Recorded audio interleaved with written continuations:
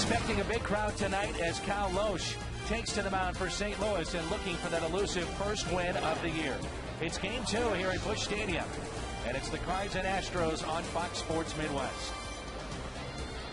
Welcome to Cardinals Baseball with Al Raboski. I'm Dan McLaughlin. Delighted to have you with us. And Cal Loesch, as we just mentioned, Al, still looking for that first win. So another big start for him tonight. Well, he's pitched well enough to have a couple wins, but he's not the only one that's struggling, that's had success in the past, still looking for the first win. Some of these guys have been in the rotation the entire year. Some guys pitch so poorly they've been knocked out of the rotation. But let's put Kyle back in the win column. With Cal Loesch, and these are some highlights against the Astros from a year ago. That's that good breaking ball. He had that 2 starts ago. He was roughed up last week against Philly. And one of the things interesting is Molina's going to catch him tonight. It's been a while since Molina's been behind the plate. Maybe that'll change his luck. All right, looking forward to what we have coming up next, which is Clubhouse Confidential. Cal Eldred will join us. We're going to talk about Big Mac as the hitting coach in his first year here in St. Louis. That's next on Fox Sports Midwest.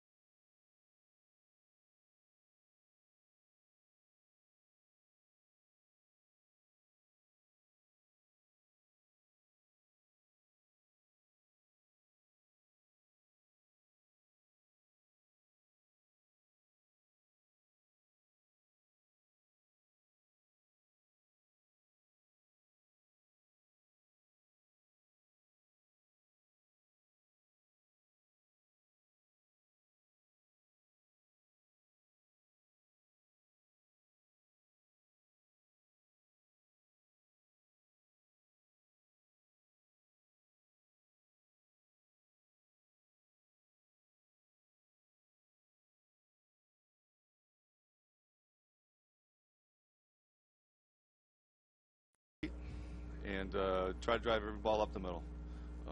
And when you do that, the mental part of it, driving it back up the middle, it actually opens up the whole field.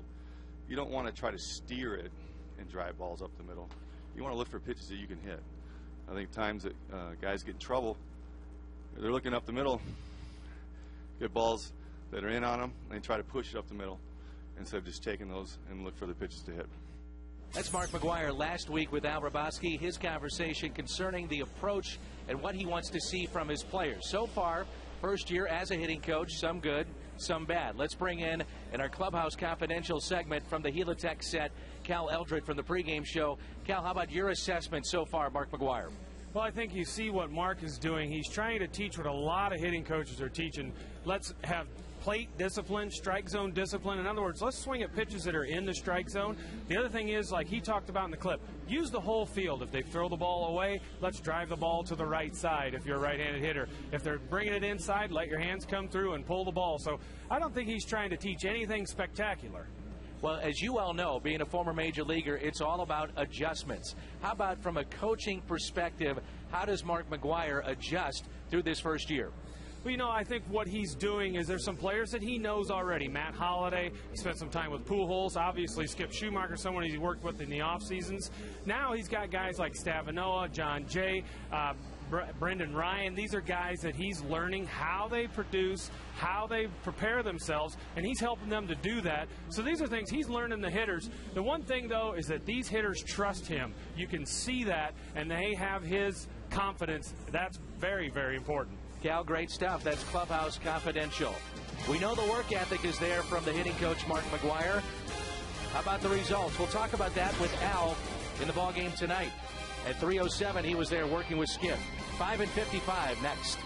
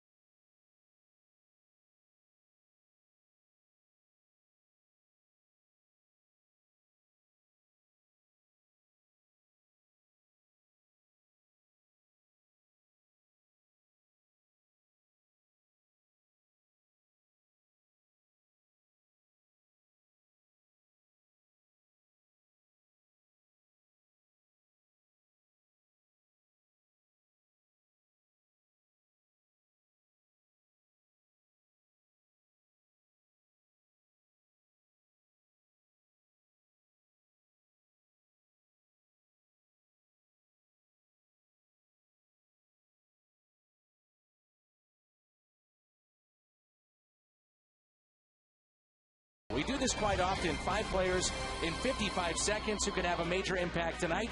And we begin with the lefty, Wandy Rodriguez. Tonight's starter for the Astros, 1-4 despite a good ERA, 3.44 career here in St. Louis. He's 1-4 in the season, but he's gotten the least amount of run support than any National League starter. Kyle Loesch looking for his first win of the year. He's pitched well at home, 2.70 ERA, and his last win came at the Astros, but that was last September. Matt Holliday, a career 333 hitter against the Astros. Good game last night, and he's hit safely in 10 of his last 11 games. Albert Pujols has had his problems with tonight's starter Rodriguez. Just a 2.12 average, and that was padded with his 2-for-2 with a home run and 4 RBIs earlier this season. Lance Berkman, the face of the Astros, a 309 career hitter against Cardinals. The last season, just 200 with 1 home run. He equaled that last night in his 2010 debut. What? No mention of Fred Bird. He is part of our 5 in 55 and having some fun with Lance Berkman. We're at Busch Stadium in St. Louis, and we'll talk about the closers for both these teams when we come back.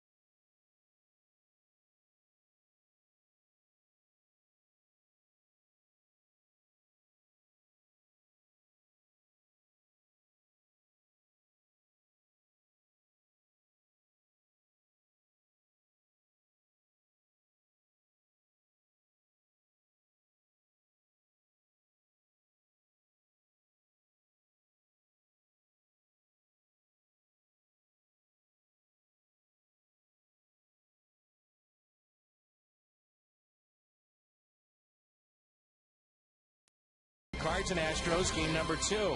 Last night we saw Matt Lidstrom, the former Marlin, close it out for the Astros. He's been perfect this year, as well as Ryan Franklin. Two guys, Al, that do it in different ways. Lidstrom, the hard thrower.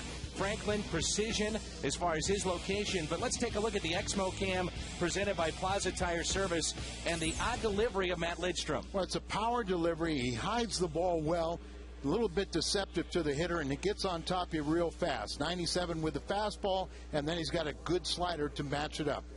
Which closer will we see tonight? Franklin, Lidstrom, Cards, Astros. Coming up next with our first pitch and starting lineups.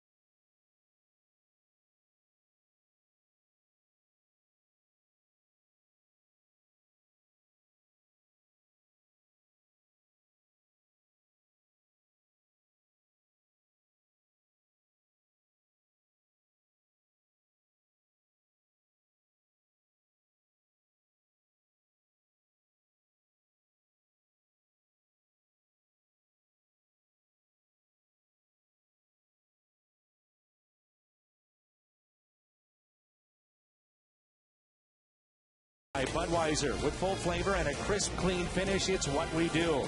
By Dobbs Tire and Auto Centers, #1 for quality tires and expert auto service. By Steak and Shake, life needs flavor. And by Chevy's expert auto service. See your Mid-America Chevy dealers or shop and compare at stlchevy.com. That's just behind us, the third level of Busch Stadium, the stir-fry section, the different foods that you can get here at Busch Stadium. Let's take a look at our fan of the game. Picture of Andy Seekender and Maria Kriegel having fun here at Busch Stadium and in the bleachers. As this week's winner, Maria won a new microwave from Slyman Brothers Appliances. Remember, every week a new contest period, so go to foxsportsmidwest.com, send us your photo, and enter to win. Now, wait a minute. Now, what do you have to do?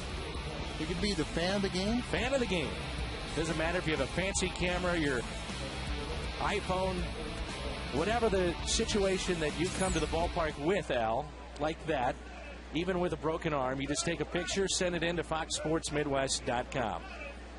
That arm seemed to be moving quite well. I was going to say, it didn't look like that sling was doing much. And here we go. Kyle Loesch getting the start for the Cardinals, still looking for that first win of the year, and Michael Bourne will be the hitter.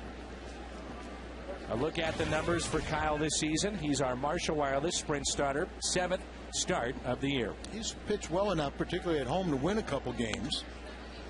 And he is 0-1 this year against the Astros, but lifetime he's 6-6 with an ERA under 3. 1 ball, 1 strike on Bourne, who at some point you would assume would have to serve a 2-game suspension. He has appealed it.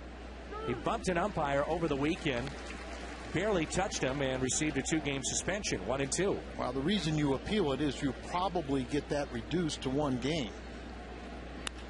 Here's a ground ball, right side. Schumacher there, and Bourne off the bases. That's always a key when you talk about Houston. Let's meet their lineup, and it is a lineup that has struggled outside of the 7th inning of last night. Bourne, Keppinger, and Berkman. Then Carlos Lee, Hunter Pence, Pedro Feliz, Humberto Quintero, Tommy Manzella, and Wandy Rodriguez. Brad Mills, first year as the manager of Houston. Been a grind so far. He's a good baseball man. He's been bench coach for Francona the last few years. We saw him in his playing days, primarily with Montreal. And here is Jeff Keppinger. Keppinger hitting .250, no home runs, 9 RBIs. There are a few Astros that have hit Loesch well. Keppinger being one, but just not a small sample, 3 for 9. And the 1-1 pitch. A grounder hit to short. Brendan Ryan there. Over to Pujols. Brendan, of course, a tough night in game 1 with 2 errors, and he went 0 for 2. And back in that starting lineup tonight for Tony La Russa. A look at the lineup and the defense for the Cardinals. Holiday, Ludwig, and Stavinoa. It's Freese, Ryan, Schumacher, and Pujols, and the battery tonight, Loesch and Molina.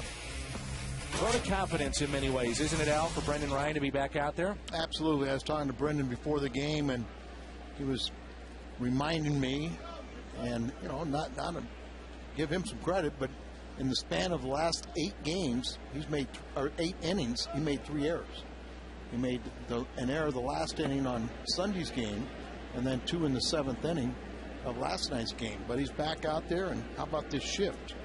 You've seen this type of shift primarily with a left-handed batter on. So I guess then the question becomes, has he taken his offensive woes to the defensive side of the game? I don't think so. I mean, that's too simplistic, but it's something that, you make an error, you got to shake it off immediately because you get another shot immediately. And that's taken high, 3-0.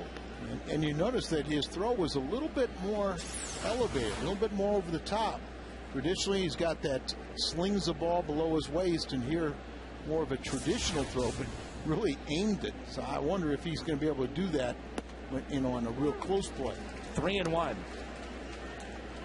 Lance Berkman homered last night. There's another shortstop, Tyler Green on the right, and Jose Oquendo, the secret weapon over there. Big Cardinal fan, Dan Lockmiller, watching tonight, and said he's going to try to be the Fox Sports Midwest fan of the game. Sent us a note, and he's out in the bleachers, ready to take pictures, and he said he was ready. Good luck. Of course, it wasn't a smart idea walking Berkman ahead of Carlos Lee. He's got 5 career home runs and a .313 average against Loesch. And Dan Lockmiller says in this note that he has been to every city to see the Cardinals. So he's here in St. Louis and enjoying the ball game.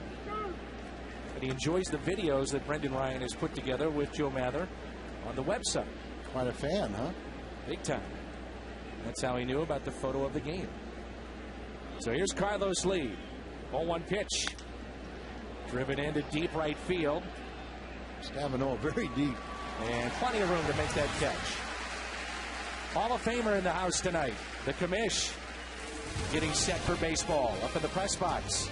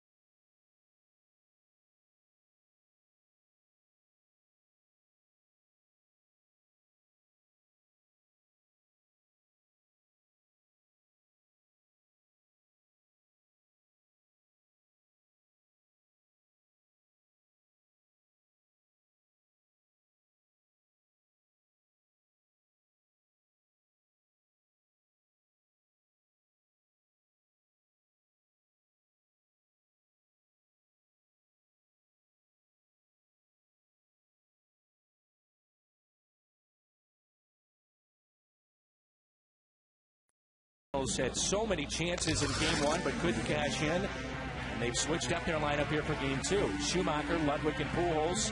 Then Matt Holliday, David Freese, Yadier Molina, Nick Stavanoa gets a starting right. Brendan Ryan and Kyle Roche, the pitcher, batting 9th against Wandy Rodriguez. And Wandy, Al, has been knocked around a little bit. He has, but he also has received the least amount of run support by any National League starter.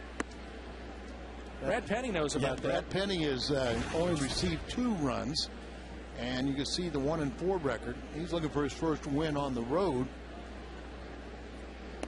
And he's coming off a short outing last time against Arizona.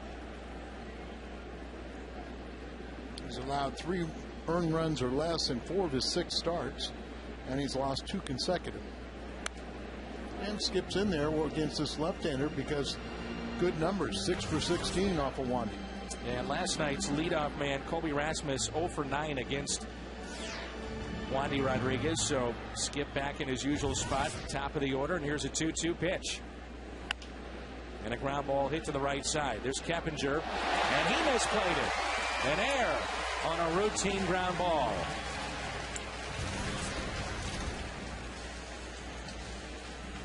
It was almost too softly hit. And like you said, just a routine. He's got 2 hands there, but the ball comes up and hits him in the heel of the glove, and then couldn't put his bare hand to cover it before it popped out. And our Exmo Cam throughout the year, presented by Plaza Tire Service. Here's Ludwig. He had an outstanding game 1 last night. He's at over 300 against Wandy, and he's just crushed Houston pitching. Last night he was 3 for 4, and the average jumped up to 274. 6 for 25, 625 average this season.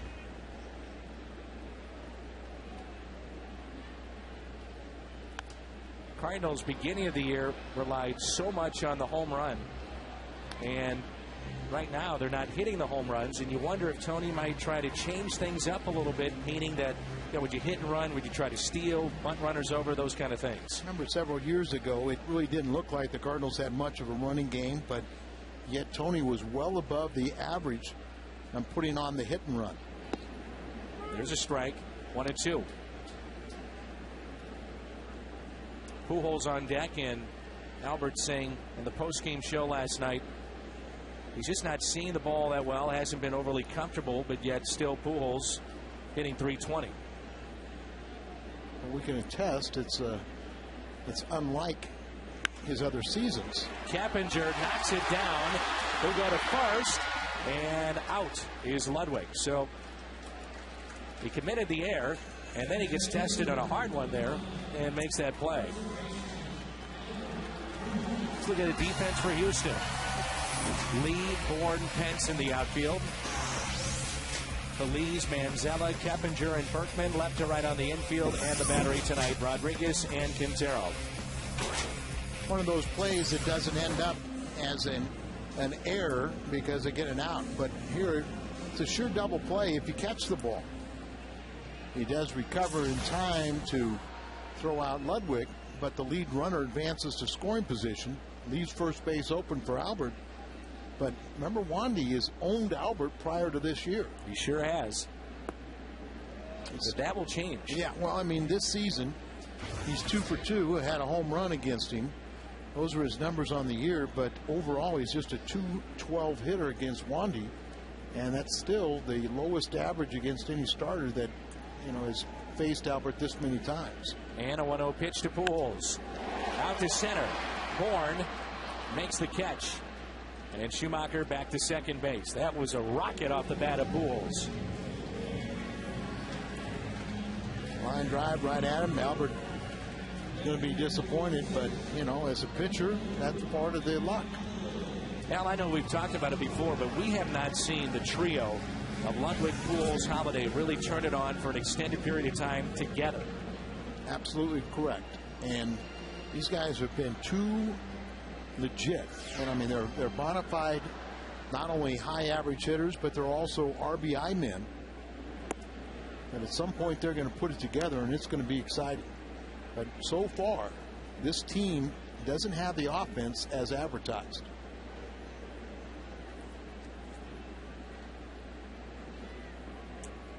Here comes a 1-0 pitch to Holiday. That's a base hit to left. They'll test Carlos Lee. You know that.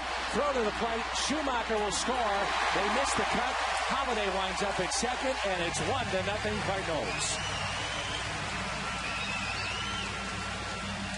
And you touched on it, that Carlos Lee, they're going to challenge him all day long, but you've got to throw a ball to where it can be cut off, or the infielders have to do it. Have a hanging breaking ball, misses location, hangs up high in the strike zone. He readjusts, hits it to left field. Now Schumacher's going to challenge him. Now Kendall's going to send him here, but you've got to cut this ball off. Now, I think it's too high. The third baseman can't get it, but that allows Holiday to get himself into scoring position. Plaza Tire Service Exmo Cam. I love those Tire Service Exmo cams. They show so much, don't they? It really does, and in particular with a guy like Carpenter or Wainwright, when they're on the mound with the curveballs, and you see the torque on the elbow, the rotation of the baseball. I'm with you. It's a great look at what's happening, and also on those close plays, that replay doesn't lie. You see it pretty well. And you also get reminded how good the umpires are. That's right. You see it with your naked eye. You see it one way. You see it with your heart, for whichever team you're rooting for. And then you see reality, and they, more time, they're human. They're going to make some mistakes, but more times than not, they get it right. 2 balls, 1 strike with 2 outs and a runner at second base. Freese has been outstanding in these spots this year.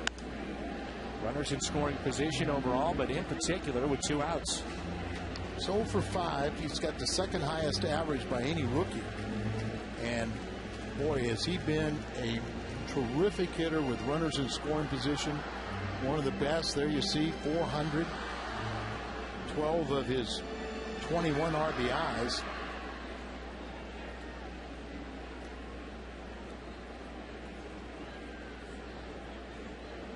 Two. Get to second. Keppinger there, and he'll make the play. Freese retired, but Holiday gives the Cardinals a 1-0 lead with his 13th RBI of the year. That's a look at Bruce Bitter. Works with our buddy Derek outside, one of the guards here at Busch Stadium in St. Louis.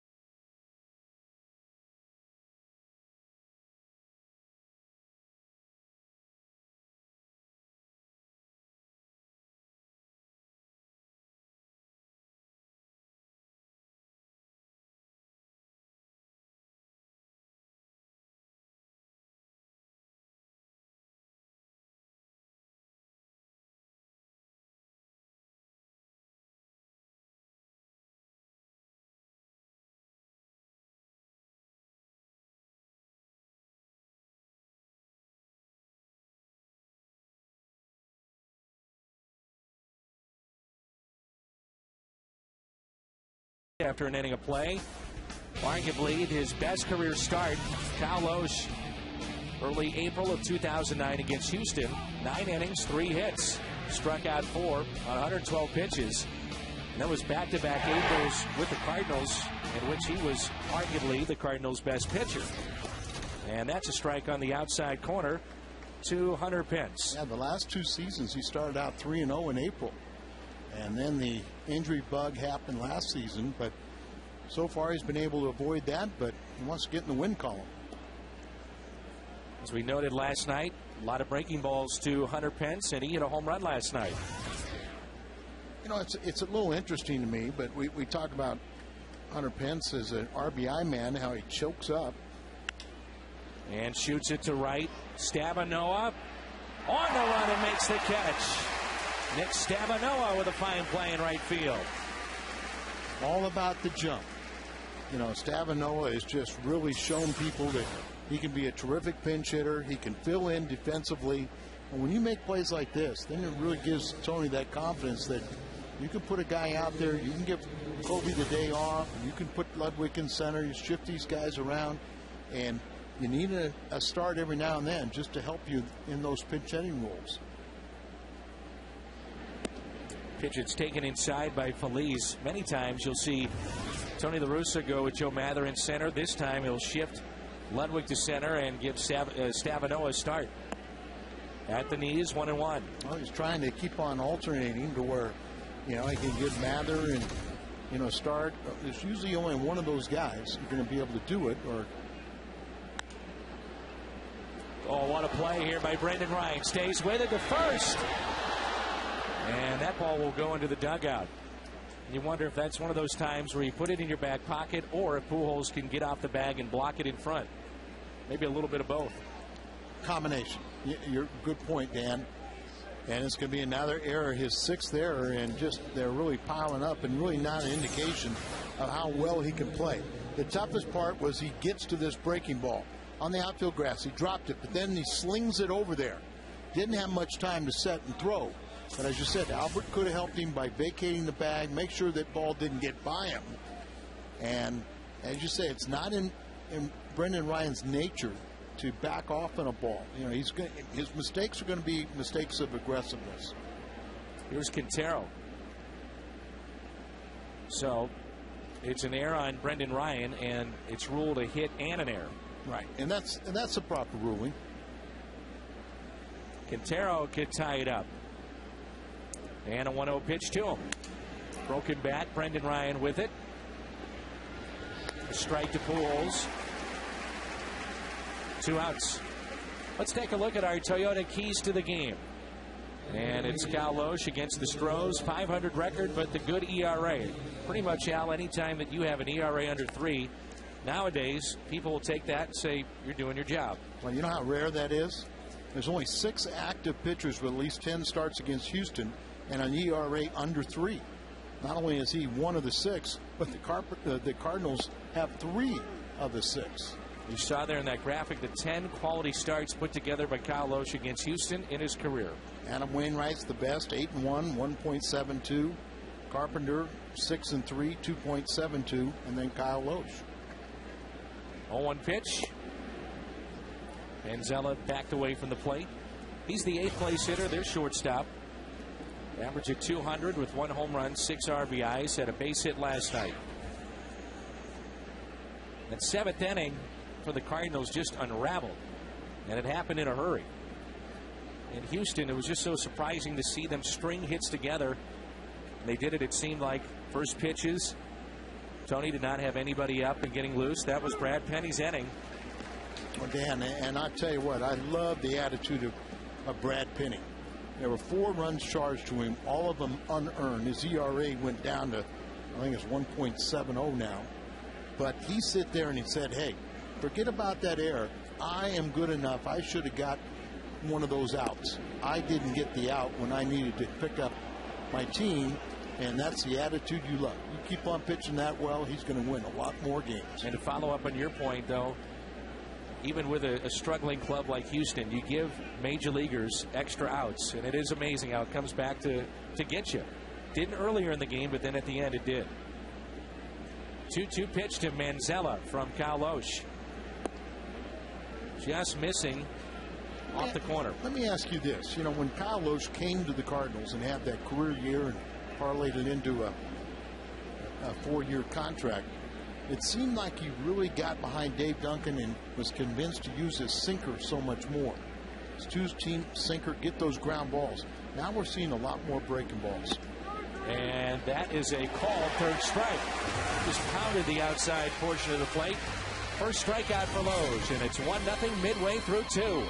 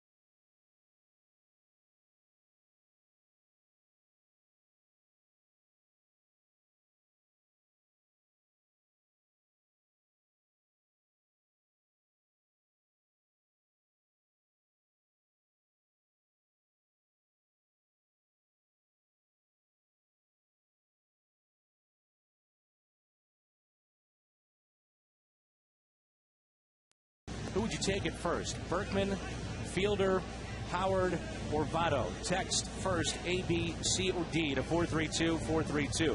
That's a great question. It is an outstanding question. I'll follow this up, though. What are the dynamics into that question? You just taking economics out of the equation? Yeah, take the economics out. Think about their age, their potential, to go forward the next several years.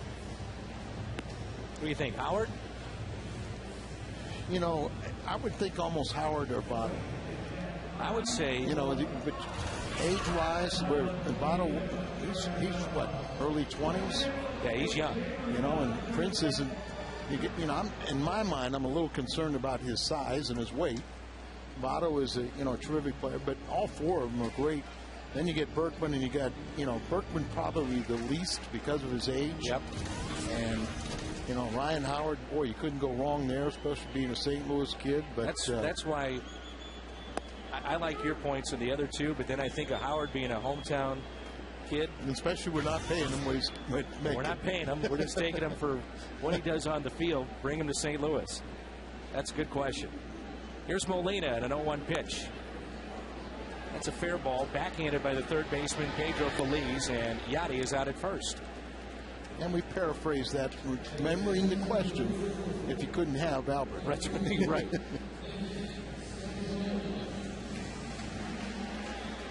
Here's Nick Stavanoa.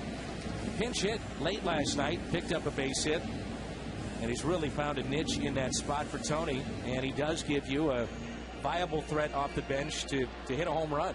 He's 6 for 14 as a pinch hitter. 6 hits, maybe they're either first or second. And he's already hit 2 pinch hit home runs. And a few times he's played very well too.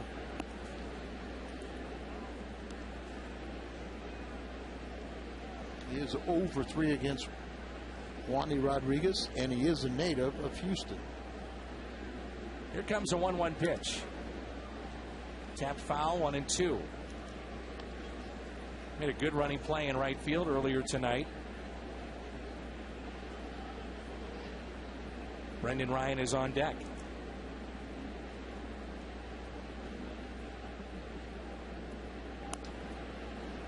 You see Nick take that swing. The backside collapses. He winds up on his right knee, and he does not get cheated. Football mentality, and he's all out. Like you say, that back leg collapses, but he stays with his swing. That's a strikeout on the outside corner, so Wandy Rodriguez gets his first of the night. Get St. Louis's 2 favorite destinations for one great price. It's the Cardinal Six Flags double play combo for just $50. You'll get a ticket to a 2010 Cardinals game and a one-day pass to Six Flags St. Louis. Get your double play combo today at Cardinals.com. Here's Brendan Ryan. He was 0 for 2 last night. As you know, Al, especially being a closer where you have to deal with failures and success. You know, Brendan Ryan, to his credit, met with the media last night and was very upfront about his struggles and what's been happening this year, as he'll pop out. And Berkman is there in foul territory. Special guest coming up when we come back.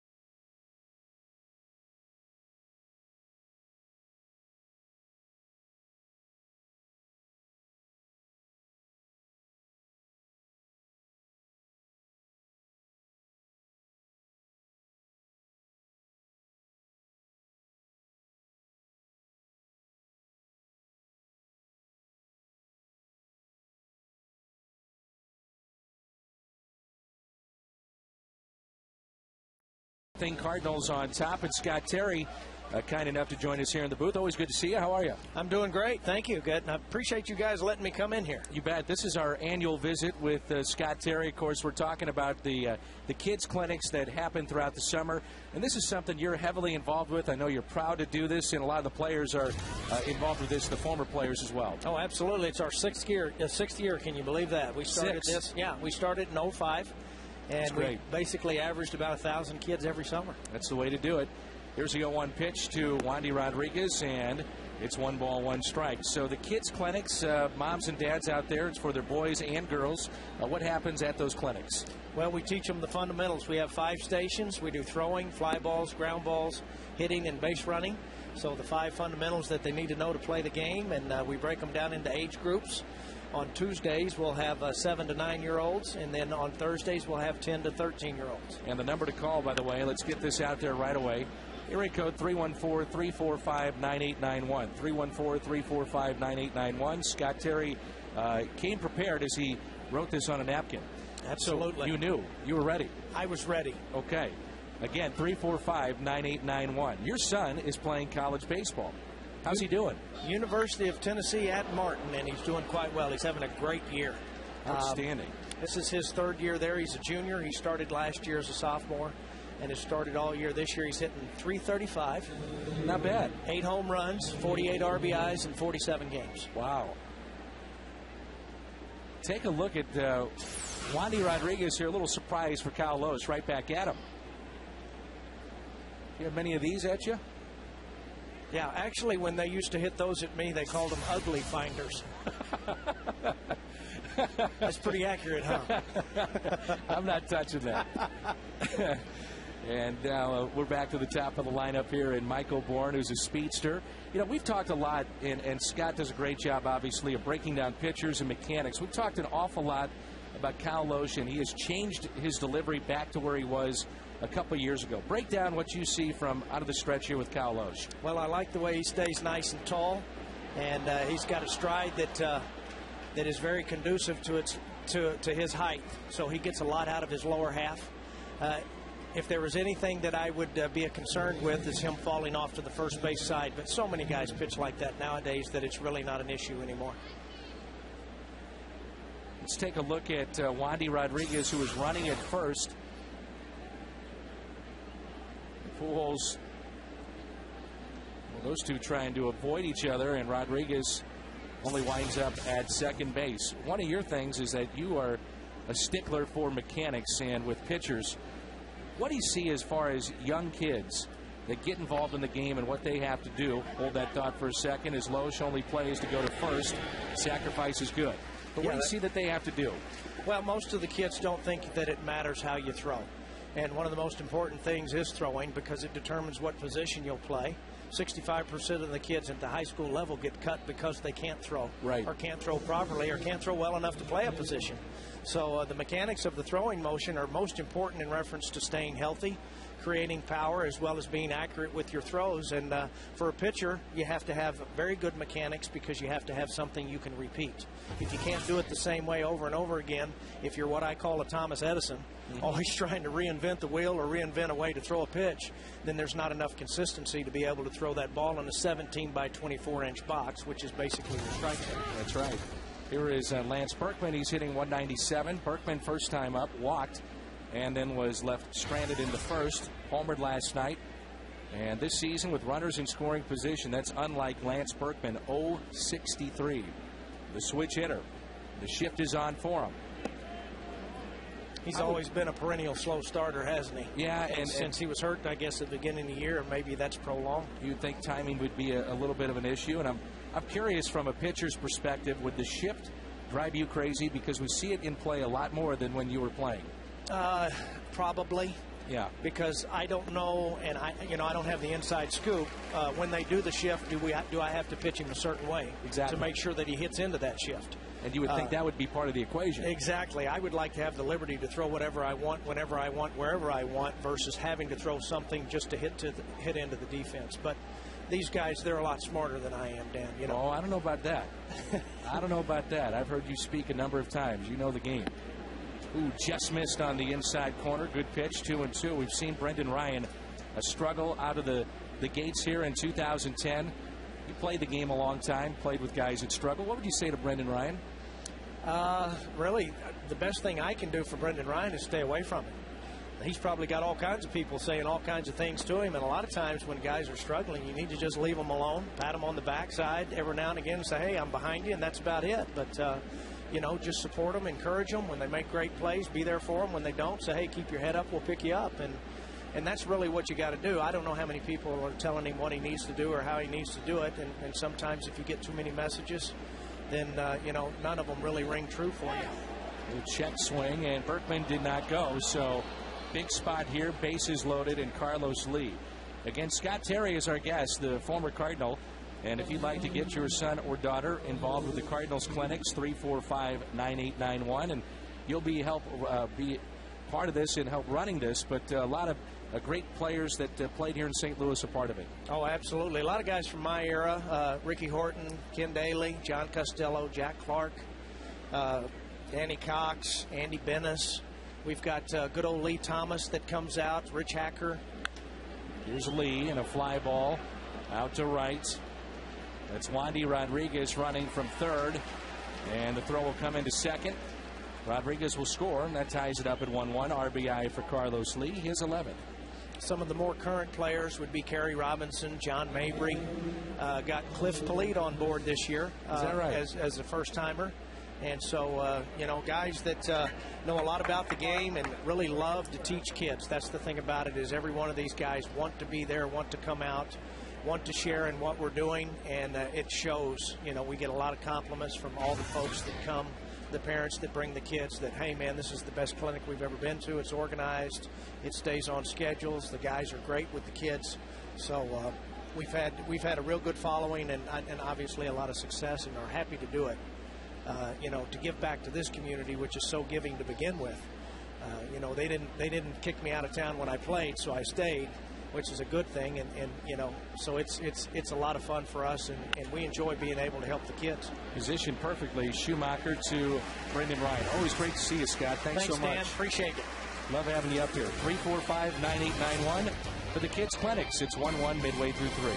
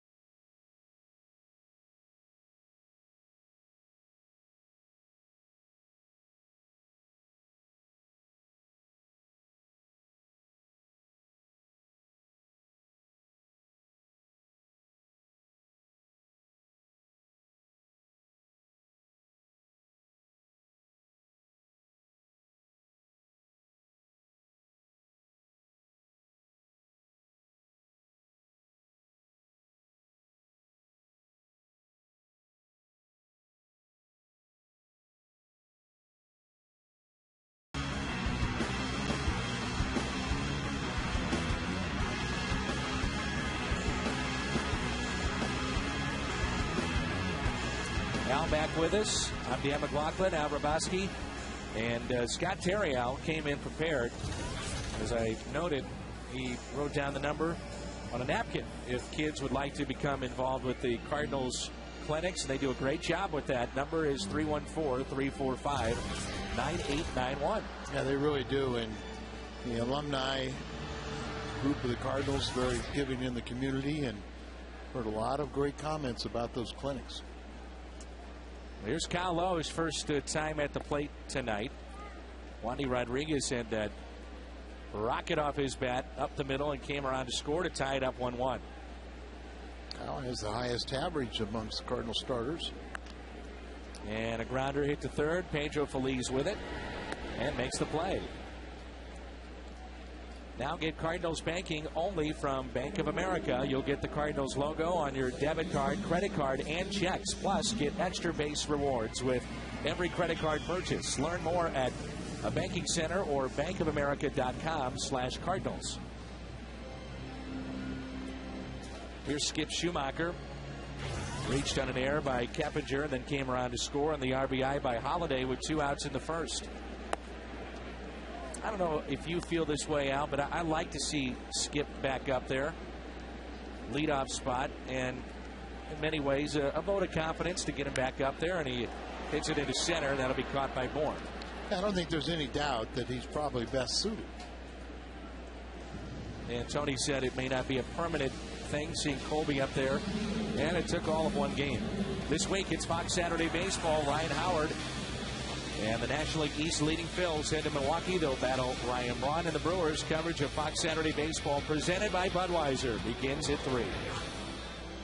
So he's lost today to Colorado, and Halladay started that game. I know he gave up at least 3 runs. You mean he actually lost? I don't know if he's a pitcher record, but... So he actually gave up 3 runs, though. Yep, I know he gave up at least 3 runs. He's just been sensational in his move to the National League, as we saw last week. 1-0 pitch to Ludwig. And that's pulled foul. 1 ball, 1 strike. Ludwig, first time up, grounded out to second on a hard hit ball.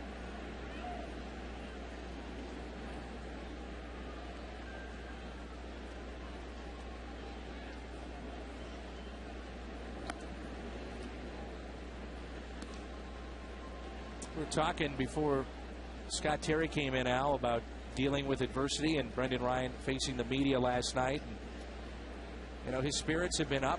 He has come to the ballpark. He's been positive, but this has been a rough go for him, no doubt. Ludwig pops it up. Remember, this happened with Bourne last night where he couldn't see it, but the second baseman, Keppinger, will make the catch. So we play 3 here at Busch Stadium. Astros and Cardinals in Game 2, and it's 1-1.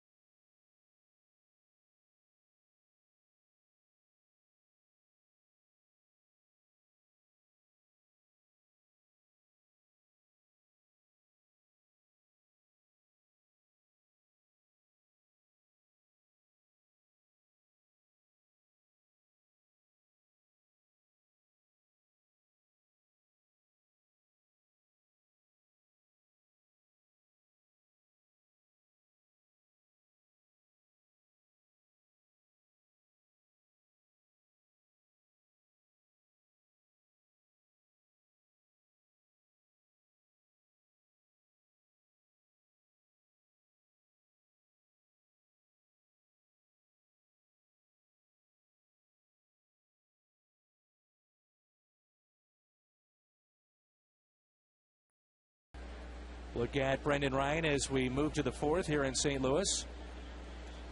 Here's Pedro Feliz. Reached on an error by Brendan first time up, and Brendan, after the game last night, talked about his struggles. I'm trying to keep my chin up. I'm trying to stay positive.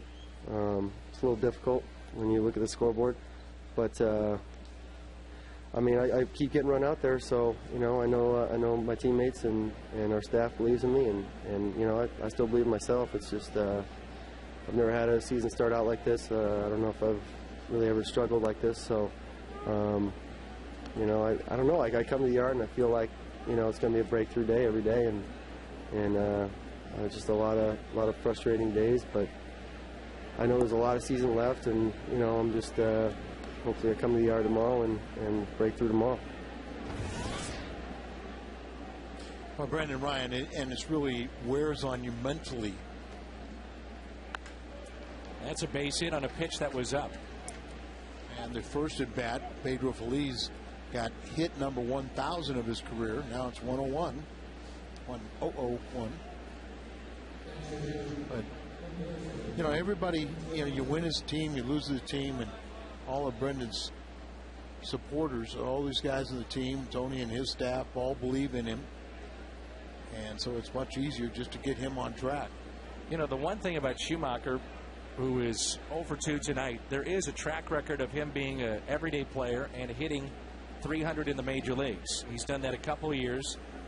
And as you pointed out, you can even extend it to a partial season where he hit over 300. But Brendan Ryan, this time last year, the Cardinals were trying to get, if you remember, Khalil Green on track. So he wasn't even the everyday shortstop. Correct. And then he had a spectacular season. We're all shocked at how well he played both defensively and offensively. Hit 290 plus. Pitch to Quintero is a ball. But Dan, it's just a reminder, whether you're a young player, you know, you have to do it back to back seasons. Consistency. That's why Albert's, you know, start to his career is just phenomenal. He's done it for including this year, 10 straight years where Brendan's trying to duplicate the good numbers that he had a year ago. And a 1-0 pitch from Kyle Loesch to Quintero.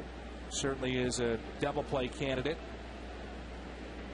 At times, you'll see Loesch pick a little bit when he falls into a little of trouble, gets into that rut. When he's been aggressive and throwing that two-seamers you talked about earlier, that's when he's had his best success. I wonder if they may try to start their runner on a 2-0 pitch, assuming that he's going to throw a strike. Lee's not running. It's a good point. You have a 2-0 pitch, throwing a strike, and you have a guy that certainly could hit into a double play, so you have a chance to avoid that. Should mention that you could see those player interviews that you just saw with Brendan Ryan on our postgame show. Hear from the players. Tony La Russa live at Fox Sports Midwest. Here's a 2-1 pitch. Broken bat. And it goes past Brendan Ryan. Play at second. Almost threw it wide. And it's runners at first and second with nobody out.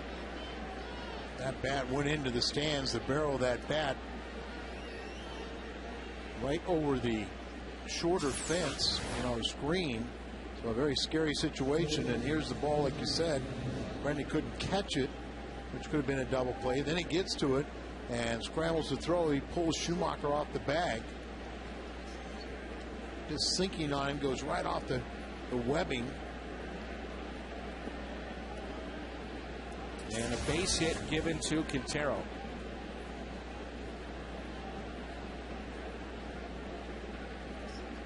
And now they have switched it to an error. So initially a base hit given, now switched to an error. And it's runners at first and second. I'm sure the weight of the world is on the shoulders right now of Brendan Ryan, who commits his second error tonight. You see him just shaking his head, and that's something you just have to forget it. That's 4 in the last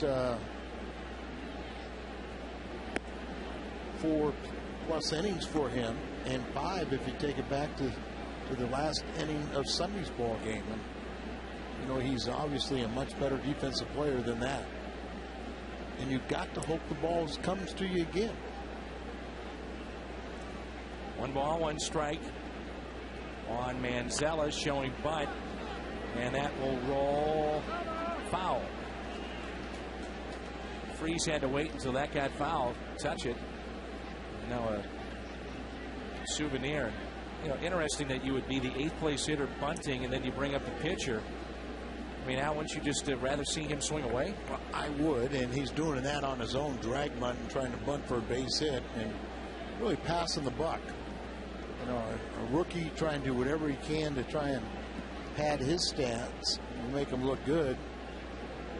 And there, if you're Kyle Loesch, you got to sit there and say, hey, he doesn't want to swing the bat. He doesn't want to be the hero and drive in the go-ahead run. He wants to pass that off to his pitcher on deck. 1-2 pitch from Loesch to Manzella. Foul tip, and it caught Yachty and also caught some of his equipment. I'm not sure Molina knows that. It got his shoulder pad, it looked like, and it did. Knocked it right off. Must be Velcroed. Home plate umpire helping him out. It's Daryl Cousins. Kind of a hanging breaking ball. It goes right off the point of that shoulder. You saw the little pad there go flying. Doesn't look like it provides a lot of protection, does it? Not at all, but I guess just enough. That's your throwing arm, so you've got to can't have it too bulky. You were playing, you never saw the shoulder pads and Yachty does not use them. Well, remember, they didn't have those. And the back of the calf, that when they sit in that catcher's position, that helps them hold up. Yeah, there you see. Well, he doesn't have them. No, Molina does not. Right, but little pads behind that kind of cushion your legs. You don't do a full bend. Foul tip held on to by Yachty, and a strikeout. During tomorrow afternoon's game, you can go to FoxSportsMidwest.com, chat live with our announcers. It's Jim Hayes and Pat Paris, Ricky Horton get in-depth analysis of the game in a new way. Cardinals live chat. Join us tomorrow at foxsportsmidwest.com. And back to that chest protector, they didn't have those little removable pads. That's right. When I played, you know, it's kind of something that just covered just the chest area and nothing more. See how the Cardinals want to play this. This is Rodriguez. And they can go to 3. Loesch bobbled it initially, and out is the lead runner at third. They just got Feliz by a step. Looked like he hesitated and trying to get a grip on the baseball, and there's 2 outs. He did, but he still had confidence. His teammates are yelling third. Hit the lead run. There he didn't, with the naked eye, it looked like he didn't really have his grip. And then you see that ball almost sails on him. But he got the lead out. It's almost like a circle change, the way that his pinky was around that baseball and the grip that he had deep in the palm.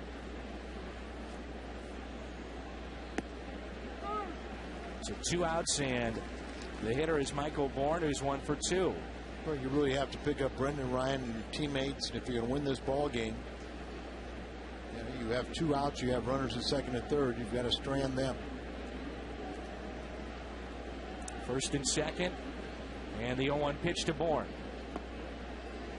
Breaking ball, didn't get the call. Milwaukee beat Atlanta today 2-0. Cincinnati wins again. They blank Pittsburgh 5-0. So back-to-back shutouts for the Reds. But Johnny Cueto last night with a complete game, 1 hitter for Cincinnati.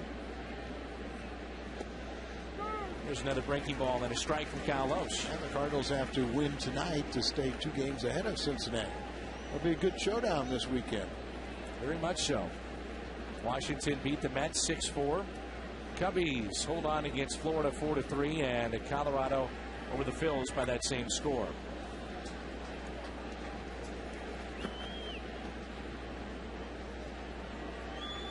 Cardinals will have Garcia, Wainwright, and Penny Friday, Saturday, and Sunday. Aaron Harang in game 1. Mike Leake, who is 3-0, making the jump from college, Arizona State, to the major leagues. And Bronson Arroyo, 2-2 on Sunday. First chance to see Mike Leake. I'm looking forward to it. Didn't spend a day in the minor leagues. 1-2 into center field, base hit.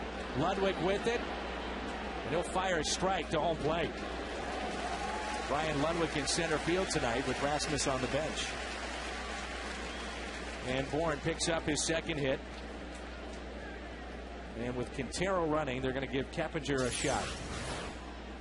Comes in and charges, and see, he's held up by Dave Clark, third base coach. Really, when this ball, he's going to be around third when Ludwig picked that ball up. I mean, Keppinger, I don't know if he's that good a hitter that it is a catcher running, but obviously playing safety first out there. Be a good third base coach. You got to be willing to get some guys thrown out. Saw that last night with Jose Oquendo, and out to visit Molina as he calls time. One thing about Ludwig we've seen out, very strong arm, and it may not be the quickest to get it away, but he is accurate with a very strong arm. We saw that on that throw. And usually, accuracy helps, but if you get yourself in position, come up firing, and really show that you're alert to the situation, that guy may be scoring and acting as if he is, you're going to stop guys. And last 2 games against St. Louis, and maybe Yadier Molina out there to remind Cal Loesch. As a starter, Keppinger had a game-winning home run in late August, and this year 2 for 4 with 3 RBIs. That was the day game behind Bud Norris. That's ripped and fair. Down into the corner it goes. 2 runs will score. Bourne is flying around third. He will score. And just like that, it's 4-1 Houston. Keppinger comes through.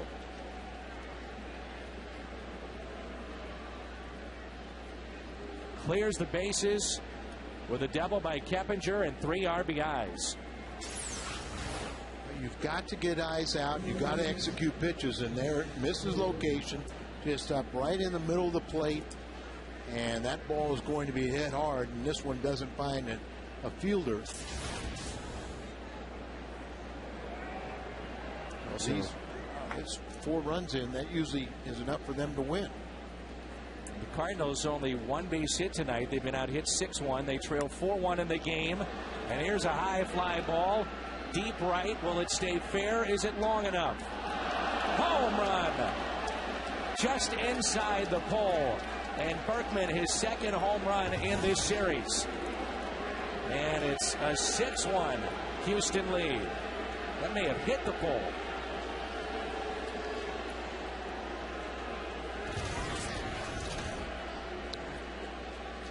Tony's going to go out and question whether this ball is fair or foul. Misses location again. Molina set up away. Look at that. Down and in. And very close play. And it does hit right off the pole. So no doubt about it. And doesn't hurt to ask. And Tony asked and got the answer he didn't want to hear. And just like that, 6-1 Houston. And all this with 2 outs. Now they're all unearned runs, but you know you have to be better than that. Here's Lee. Deep left. Holiday back with room to make the catch. 5 runs in the top of the 4th. 6-1 Astros.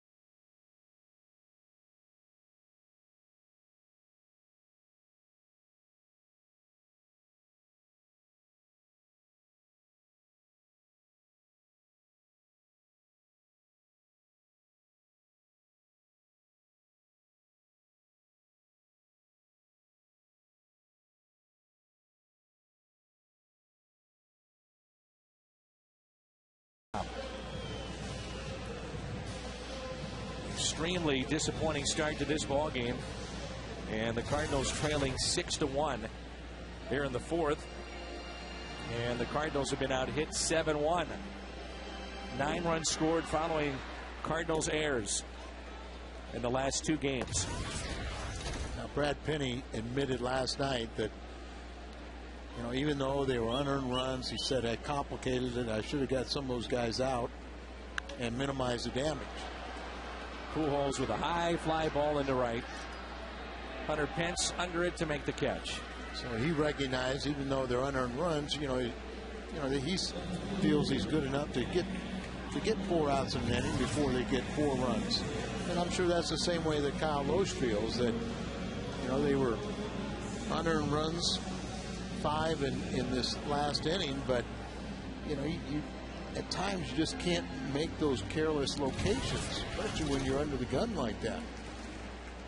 Here's Holiday, who has the lone RBI tonight for the Cardinals with 2 outs back in the 1st. Brendan Ryan with a couple of errors again tonight.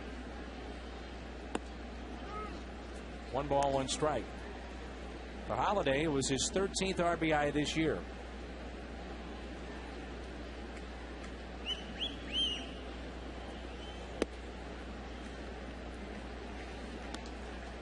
So the Cardinals, if they cannot come back, they'd be 1 game out in front of Cincinnati, and it could be a lot of fun this weekend at their ballpark. It's pulled foul. Well, we kind of said that Cincinnati was going to be a sleeper team, that if they got good pitching. And remember, they're going to get some more as the season goes along. Volquez will be back. Chapman is sometime. Yeah. The Cuban defector that signed the big, huge contract will make his major league debut at sometime this year. You know, we talked to Walt Jocketty in that opening series. He came in our booth and he had a quiet confidence about him, didn't he? I mean, he felt, you know, this might be a situation. Holiday is out where they might sneak up on some people. Their pitching is starting to come together, as you just mentioned, and maybe that will be the case as the Reds win again today, and they're now 19-15. This date in history, 1966, the first game ever played at Busch Stadium 2. Extra inning affair. Lou Brock singles in the winning run in the 12th. Schnooks, this date in history, and Al, you spent a lot of cool afternoons at the old Busch Stadium. Cool? Cool afternoons. They were mostly hot. And I Spent know a lot that of you meant cool. blistering hot. Yeah, but it was cool to be on those hot fields. Now, you had never heard it before, but I'm telling you, I talked to Keith Moreland the other day, the former Cub, and he says the way to combat Busch Stadium, the AstroTurf, on a Sunday afternoon is lettuce. He said he would put lettuce in his shoes. And you had not heard of that. Yeah, I've never heard of it, but it sounds like something the Cubs would do. Now, he was a former Philly, too. But he only did it, I think, when he was wearing the Cubs uniform, Al. Yeah. Loesch at 69 pitches. Rodriguez under 50. Remember, Dan, they had to feed the goats. How did you combat the heat? Dave Duncan and I talked about it one time, and our answer was we didn't know any better. I mean, it was just, at that time, there were 6 or 7 National League AstroTurf fields, multi-purpose fields, and you just accept it. You know, you had no other choice. What did some of your teammates do? Well, you know, you see these inner soles now that are liquefied. Well, Lou Brock experimented with those type of inner soles back in the 70s before anybody had ever heard them. Some guys would just, in between innings, would put their feet in ice water. And but you know, we had metal spikes back then. It was not uncommon sometimes for them to melt. You know, just they'd heat up and go right through the sole of your foot. But Lou had a lot of problems with cramping.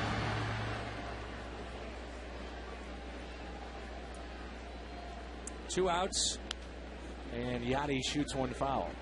And maybe for a pitcher and catcher, yes, it was better for them. They were on the dirt as opposed to standing on the turf. Right, especially, and remember they had the cutout base paths, but they had like an AstroTurf infield. So everybody else, other than the pitcher and catcher, pretty much was standing on the artificial surface. And it was 140, 145 degrees on a Sunday or a hot afternoon day. As a fan, you would melt. A pitcher, starting pitcher, it was not uncommon to lose 10 or 12 pounds of body fluid. And you really had to hydrate. And to think that they played this game in wool uniforms. Wool uniforms, played with Dick Allen. He wore a full wool outer sleeve all the way down to his wristbands, and it was a turtleneck. And then we had turtleneck. Yeah, and we had wool flannel jerseys. You know, the uniforms were wool back then also. Right. 1-2 here on Yadier Molina. They set up inside. They get it there, 2-2. I mean, I believe it was 1970. 71, the Pittsburgh Pirates came out with the first, which really looked like a softball uniform, and everyone thought they were ugly, but once you started wearing them, you realized they were so much more comfortable. And they've improved on them since then. Molina strikes out, held on to. And the second strikeout for Wandy Rodriguez. 6-1 Houston.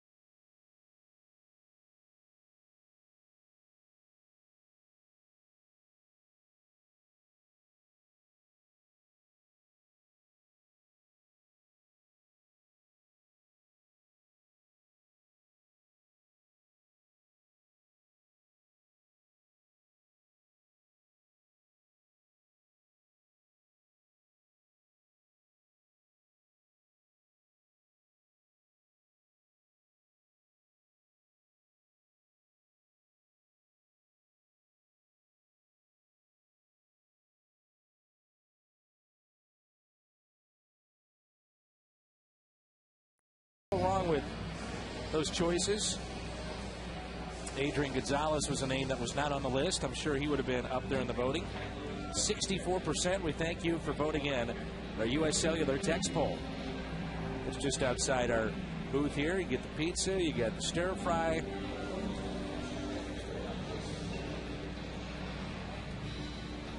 And new catcher in for the Cardinals after the strikeout of Molina, Jason LaRue. In my mind, with the day game tomorrow, and obviously Carpenter on the mound, Yachty's going to catch it. Now, he was put in the game here to see if he could help out Loesch and try and get him a win. You know, when Loesch allowed 6 runs, they weren't really together. So you give Yachty a little bit of rest. You get LaRue back there, give him a bat or two, and hopefully the Cardinals can come back and win this game. But you have a well-rested catcher on a day game tomorrow. That's a base hit into left center. Hunter Pence, and he's 1 for 3. 6 a serious number. When the Cardinals score 6, you get a 20-ounce coffee, fountain of frozen drink for just a quarter. The next day at On the Run at Mobile. Win or lose, when the Cardinals score 6, you score 25-cent drinks at On the Run. Now, you mentioned this in his last start, talking about Cal Loesch, and that was just 4 innings of work in that loss to the Phillies. He's at 73 pitches. You're trailing 6-1. You'd like to see him get some innings under his belt here and hopefully save the bullpen a little bit too. He's had a couple starts where last one, and then remember had one earlier where he only went about 3+ innings. So in the air, out to right center. Ludwig with plenty of room to make the catch. So Feliz retired for the first time tonight. More food at the ballpark that they have here. Just walk around, you'll see the different spots and places to take in the different foods here at Busch Stadium. Tonight is a half-price night. We hope the fans have taken advantage of those half-price nights. We've mentioned it before, but family of 4 can come to the ballpark for as low as $33. And next week, we've got the $5 tickets, which sold out in just about an hour. They actually had to release more sections of seats. The demand was so high. But there are over 13,000 of those seats that, as the Cardinals on their last homestand won 6 of 7 a $5 discount for each win. So those $35 tickets sold in about an hour, over 13,000 for $5. What a great opportunity that is. We got a lot of these half-price nights, right? A lot of them, and weekend and weekday pricing is a little bit different, but you know, hopefully you head to the Cardinals website and look at those various dates. There's a number of those throughout the year. 0-1 pitch to Quintero from Kyle Loesch. Here it comes. LaRue throws behind, and Pence back in safely.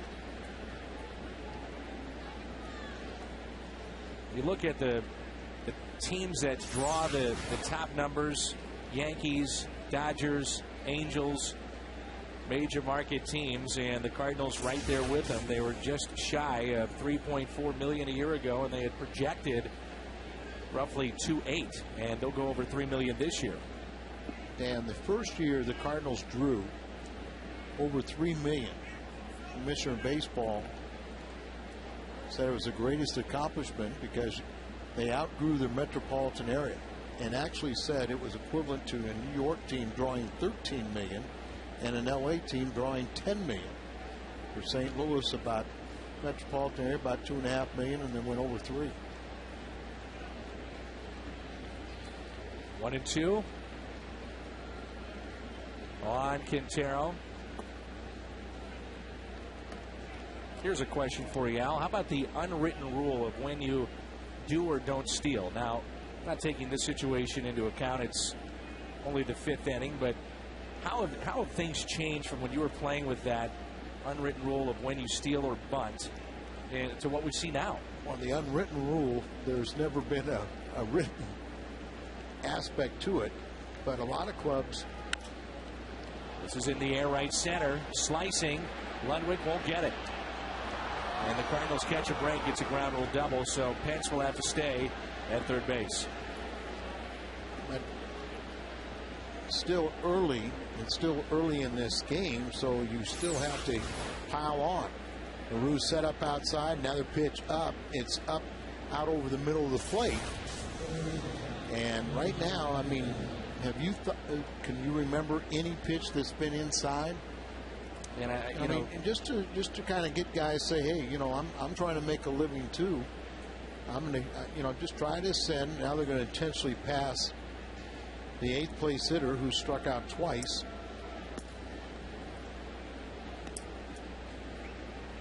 And load him up. Stretching out there in the Cardinals bullpen, but go back to what you were saying before with those rules.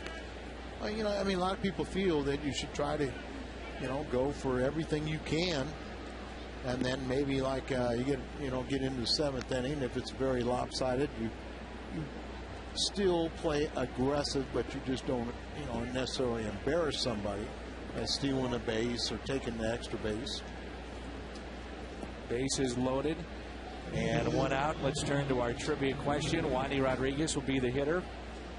When was Matt Holliday's last home run at Busch Stadium? AT&T trivia question. Matt Holliday, last time he hit a home run at Busch. That was the walk-off home run off of Aaron Heilman into right center field and into the Cardinals bullpen. September 18th of last year. Almost 2 months of full playing time. Here's Rodriguez, who has a single tonight.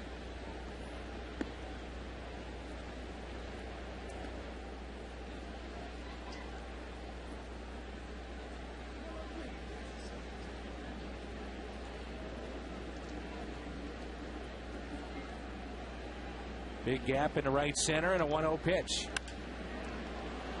A fly ball out to center. Wandy Rodriguez will drive in Pence, and this will make it 7-1. Rodriguez has done it at the plate. Scored a couple of runs, RBI and a single. Makes it 7-1 Astros. Runners at first and second for Michael Bourne, who's got a 2-hit night on the way. Wandy's first RBI, scoring Pence.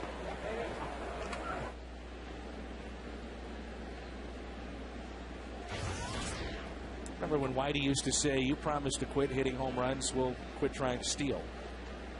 just heard Tony Russo talk about that. Is in the game, it was Tony was managing the White Sox, and Doug Rader, tough guy, good, third baseman back in the 60s and 70s. He was managing the Texas Rangers. They had a bunch of boppers, and Tony had speed guys. And really stole the base, and he should have, and they almost got in a fight, and that's what Tony sold him. So Houston adds to the lead. 7-1 midway through.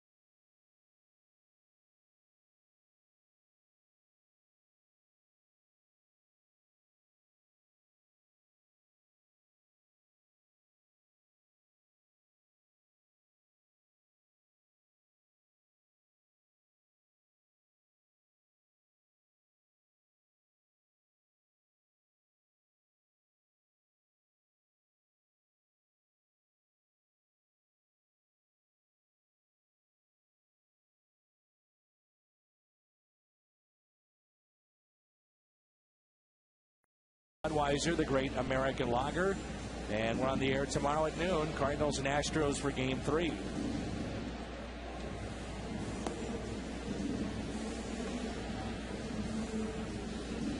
Chris Carpenter will be making his team-high 8th start tomorrow, first against Houston this year. 15th career start against the Stros. He's 6-3 all-time against them.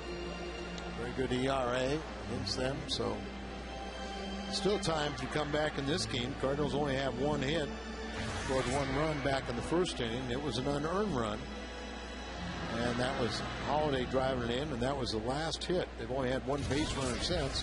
That was a walk. Here's Stavinoa. No activity in the Cardinals bullpen. Loesch is due up third. See our Fox tracks. The start of the pitch, where it ends as far as miles per hour, and the total break in inches. Hit out of play, 1 ball, 1 strike. Stavinoa, a strikeout in the second. Molina struck out in the fourth. And those are the 2 strikeouts for Wandy tonight. As you said, only allowed 1 hit.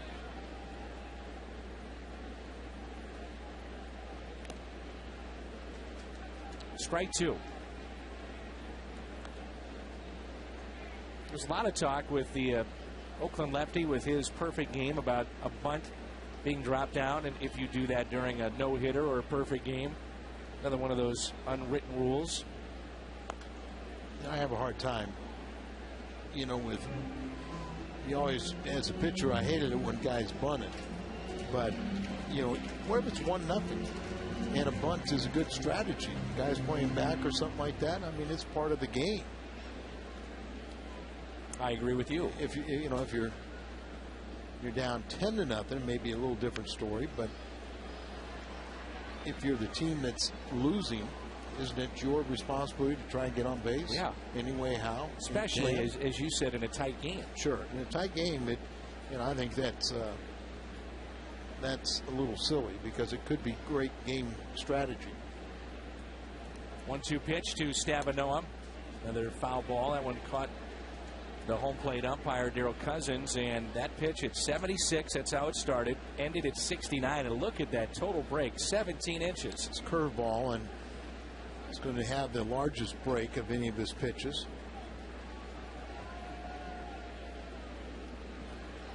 1-2 pitch.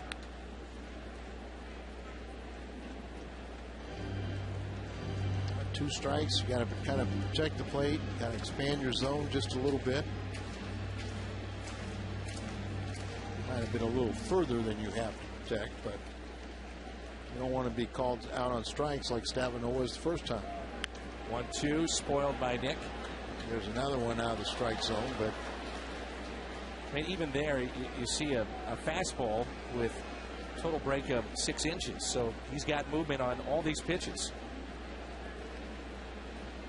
Used to be left-handers, it was impossible for a left-hander to throw a ball straight. Also, you see on Fox tracks, not a lot inside the strike zone. It's been in and out, up, down. Well, that one that looks like number 3, the third pitch was kind of a hanging breaking ball. That's the one that caught most of the plate, but it was a little bit up. And a swing and a miss. Bottom dropped out of that pitch. Total break was 16 inches. A strikeout is Stavino, who is 0 for 2 with a couple of strikeouts. Another curveball, and you can see it almost looks like it starts about his top of his shoulders and then breaks all the way down. Here's Brendan Ryan. He just needs something positive, anything. 2 errors tonight, 2 errors last night. All part of that 5-run fourth. You know, Dan, here's like you say, you need anything positive, and probably one of the few times that a home run doesn't help you. You know, you'd rather he didn't hit a home run, because then you get pick up bad habits, but hit the ball hard, get rewarded, and he's not going to this time. Hit it hard to third, and there's 2 outs. Pitcher Kyle Loesch will be the hitter with 2 outs here in the Cardinals half of the 5th. This season, it's easier than ever to find the seats you want or sell tickets to the games you can't make on StubHub. It's the official fan-to-fan ticket marketplace of the Cardinals. And you'll find great seats, great service on StubHub all season. Head to StubHub.com and choose your seats today. You know, Dan, if you're not a Hall of Fame quality manager or a guy that's going to end up in the Hall of Fame, you know, you make the simple move of pinch hitting for your pitcher here. But that's not going to help this team. You know, you can run through your bullpen. You really do, and we said you got to run him out there, get his pitch count up. You know, you still got to, you know, get his 100 pitchers out there. Loesch retired. The Cardinals go in order. 7-1 Houston.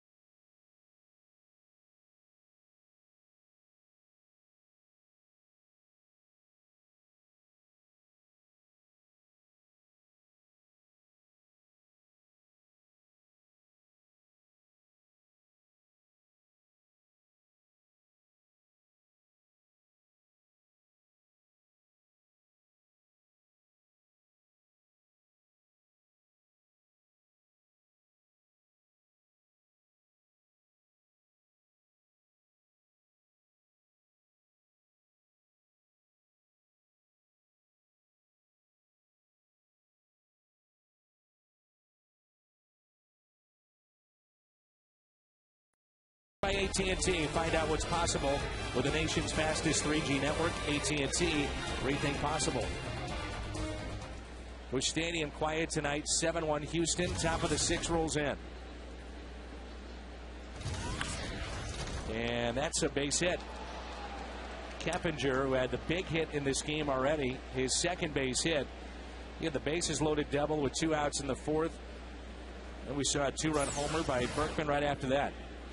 Right down the middle, right through the legs of Loesch and on through. Loesch has had 88 pitches. As I said, Dave Duncan feels that he's close. They feel he'll turn things around, so they're trying to say, hey, we haven't lost confidence in you. But here's Berkman. He's kind of flipping pitches up there, and there's no hitter that is intimidated or even scared. And Berkman with a 2-run homer off the foul pole in right. Back in the 4th. And he also has a couple of walks, on base 3 times. A backdoor breaking ball there and missed on the inside part of the plate. Shift is on for Berkman again.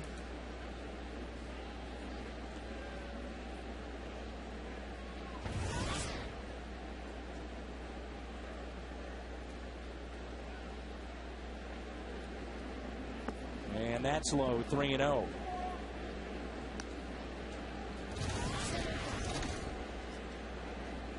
Hawksworth is now warming up, and you're getting beat around. I mean, you appreciate your pitching coach and manager leaving out there so you can at least put up a couple zeros and feel good about your performance. But he looked like he was disinterested when he hit. He was allowed to hit for himself. He looked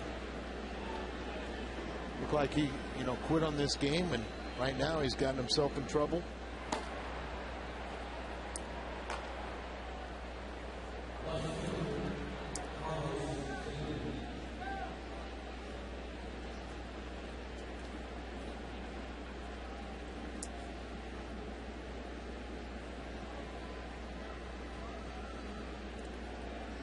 Carlos Lee,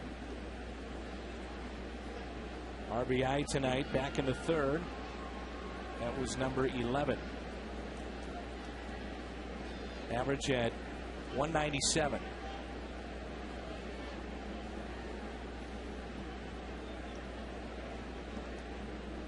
Runners at first and second, nobody out.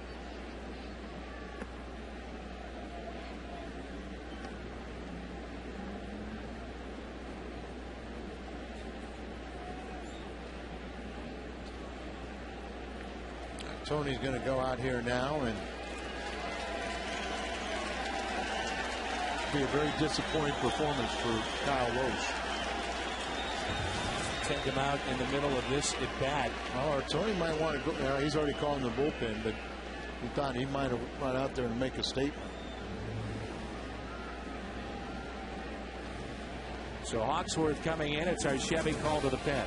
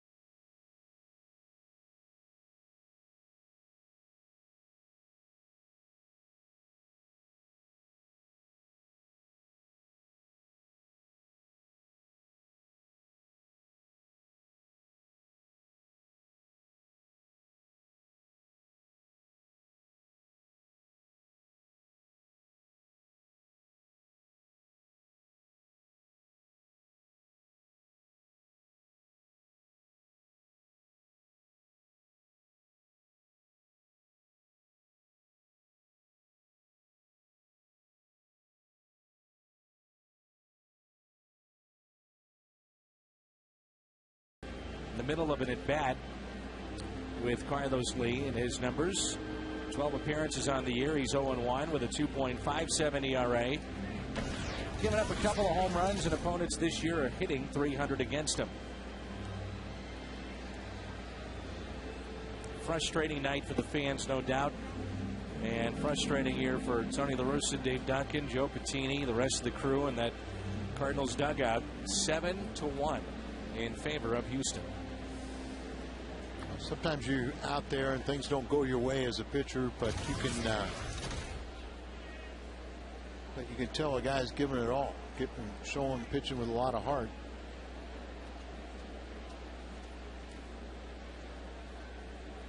So runners at first and second for Carlos Lee. 2 balls and no strikes. This, because Hawksworth inherited a 1-0 count, it should be his batter.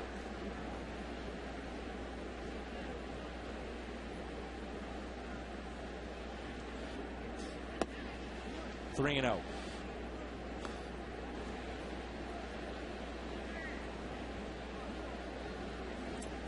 Hitting the .197. Maybe get something going for Carlos Lee and turn him loose on 3-0.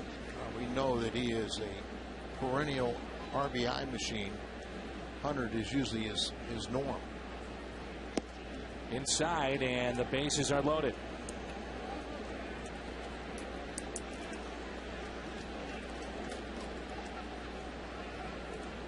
Houston has received 5 walks in this game.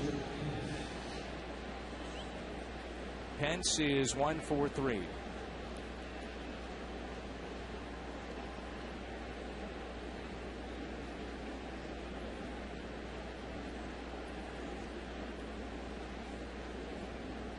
Does have a couple of grand slams in his career. Hunter Pence, the All-Star last year with the bases loaded.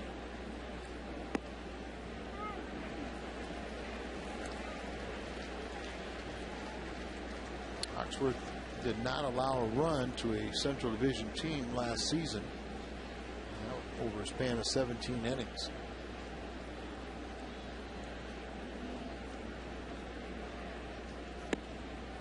Just missed on the inside corner. Hunter Pence tonight is flied out to right. Good running play by Stavino in the gap. He's grounded to second. And a single to start out the 5th. 160 with runners in scoring position for Hunter Pence this year. The 1-1 with the bases loaded. Foul back. 17% of inherited runners have scored off the bullpen this season. They've inherited 36 prior to tonight, and only 6 have scored. Hawksworth has not allowed any of his 2 previous runners to score, but that's going to be in jeopardy right now with the bases loaded and nobody out. A little chopper hit towards third, barehanded by Freese to first. Good play by the Cardinal third baseman. Run does score to make it 8-1.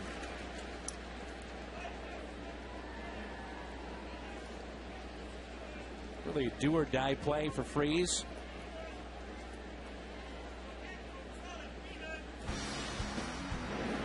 Pitch by pitch on Hunter Pence, presented by Chevrolet. Fastball outside for a strike, fastball in. They took a little off there. And there's another off-speed pitch. There's David Freese and his nice play. RBI for Pence, but Albert picks it over at first base. Yet the easier throw would be the one right in front of him, and now you're trailing by 6, but they allow him to get another run. You still have to make an off-balance throw. It's got to be a tag play. It's runners at second and third now. He felt the only place he could get a sure out was at first. Pedro Feliz, runner at third, less than 2 outs. That runner scored 4 out of 5 times. Excuse me, bases loaded, so it was not a tag play. It was a force play. I wonder if the better play would have been home. Just wondering, because it was so close to the line and trying to get a throw to the plate to adjust his body to do it, where more A natural throw coming in and just kind of making that throw on the run. Well, that's where the catcher helps him out, and he steps to the inside, so he's not exactly thrown into the runner. Here's an 0-2 pitch to Pedro Feliz. Watch out. Take a look at it again in the play here by Freese. And as you mentioned, could have been a forced play anyway. Now you have a better look right here, and the runner coming home fields the ball, and if he, it's tough play. He really never looked, and he didn't have time to look at first. You just got to anticipate that play and go home. Cardinals having enough time scoring in this game. Line drive into center. Ludwig has been busy tonight. This will make it 9-1.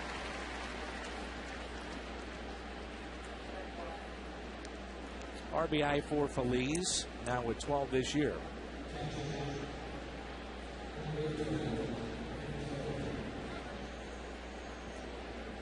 That's charged to Kyle Loesch.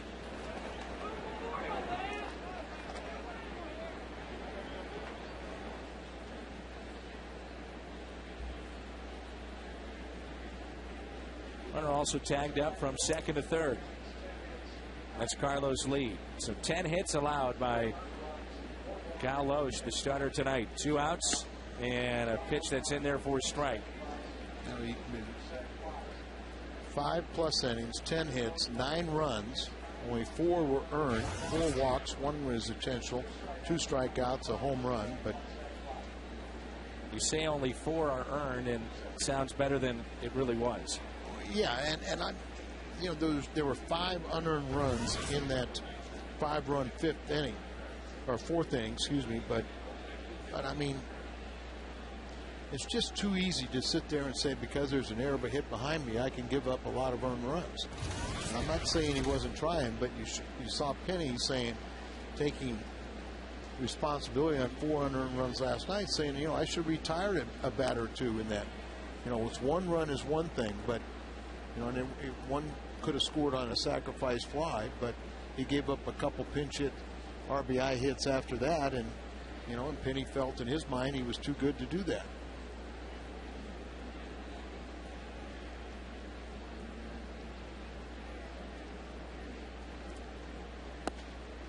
You never hear someone saying, okay, they always look at a fielder and say you made an error.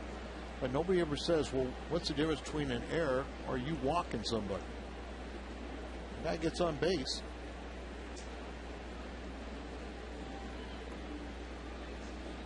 Two. Freese backs up, makes the play. Top of the order for the Cardinals coming up in their half of the 6th.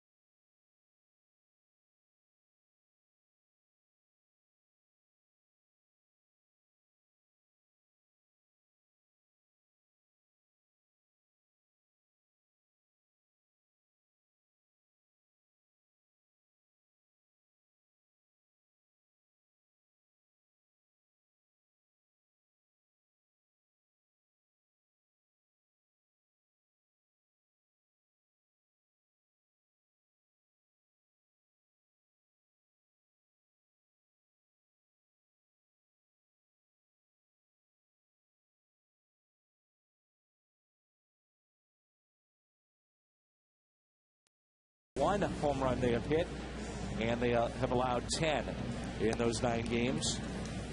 So a couple last night, and another home run by Berkman tonight. Here's Schumacher. Now we touched a little bit in our open your clubhouse segment with Cal Eldred about how's Mark McGuire feeling in his first year. And I had a talk with Mark before the game, and I said, how frustrating is it for you, because you can't really do anything. You can help these guys, you can guide them, you can teach them, but once you get between the white lines, it's all up to them. He goes, I definitely have had a lot of sleepless nights, and I'm worrying about 7, 8, 9 guys, and it's kind of a new experience for him. But he did tell me that, and you guys touched on a little bit, once he feels that they stop expanding their strike zone, that they're going to do a lot more damage. There's a pitch right there that, what he's trying to tell a hitter, to look for that fastball out away from you and drive it up the middle or the opposite field. 2-2. Also talked about today's hitters, because of all the video, because of all the information they get, instead of guessing location, saying a pitcher has 4 pitches, but I'm going to look for it predominantly away. He said they go up there and they really look for one specific pitch. They'll look for a curveball, a slider, a fastball, and not be able to adjust to the others. He said that's something very new for him. 3-2 and a ground ball to first. Race to the bag, and Schumacher is out. He probably is not going to get a lot of sleep tonight then. Cardinals with only 1 base hit. No. And there's a pitch right there that he's trying to say take up the middle to go to the opposite field, but he tries to pull the ball and you roll over on it, and that's a lot of those ground balls to second, or in this case goes to first. Right-handed hitters, they'll roll over on that inside pitch or the pitch away and hit a little ground ball to short. Ludwig 0 for 2. Grounded out to second, also popped out to second.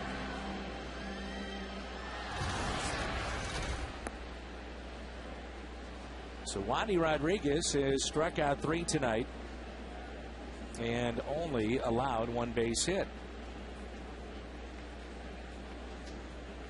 Run back in the first inning was an unearned run. Just doesn't make sense. Houston comes into this series really struggling, especially offensively, and yet now with 15 runs in the past 2 nights. And you know what their batting average was coming into tonight? 226 as a team. We mentioned last night some of the averages in this lineup, and at the start of play tonight, nobody of the position players with an average that was above 300 in their lineup. And Ludwig pulls it foul.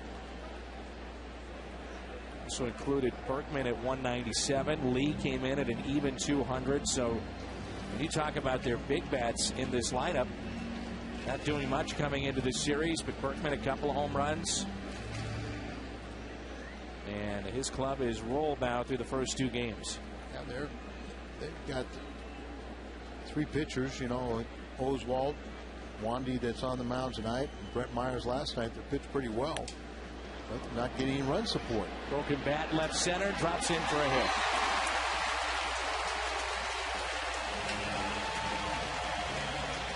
One out base hit for Ludwig. In steps Pujols. Only the 2nd hit of the night for the Cardinals, and the first since the first inning.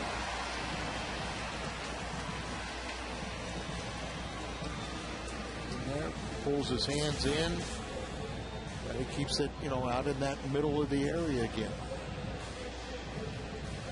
Albert in the first inning just lined a rocket to center field, but right at Bourne, and a pop-up to right field. Timeout granted very late in Rodriguez's windup. Throw it at the umpire. Got a free shot.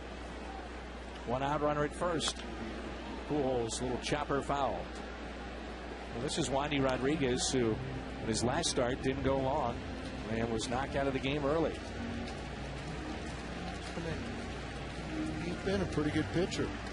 One of the better winning left-handed pitchers since he's gone into the league in the rotation.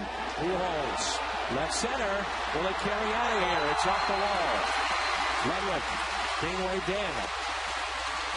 To the plates. It's cut off, and Pujols with an RBI double. Makes it 9-2.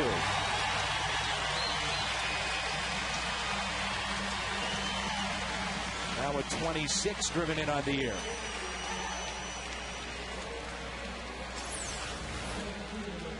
Set up away and misses the ball all the way down and in. Just drops the bat head. Solid line drive out into left center. Rodriguez really had his numbers prior to this year. He was 2 for 2 with a home run in the first game that he faced him. The Cardinals won that game against Rodriguez, and now 1 for 3 tonight with an RBI. Last start for Wandy Rodriguez. He gave up a leadoff home run, lasted less than 4 innings. At that point, it was 9 losses in 10 games. He was matched up against Danny Herron of the Diamondbacks. He's looking for his first road win. And Dan, his last 10 road starts prior to tonight, Wandy Rodriguez is 0-7. But at home, he's a much better pitcher.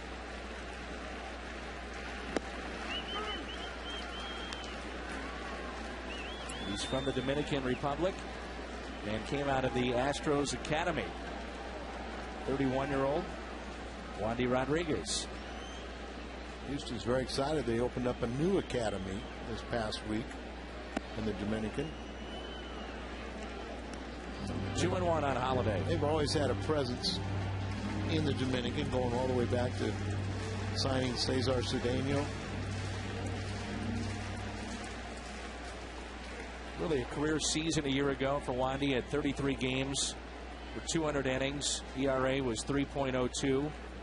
It was 9th best in the National League. He struck out nearly 200. He was 8th in that category with 193. You've seen him. He's got good stuff.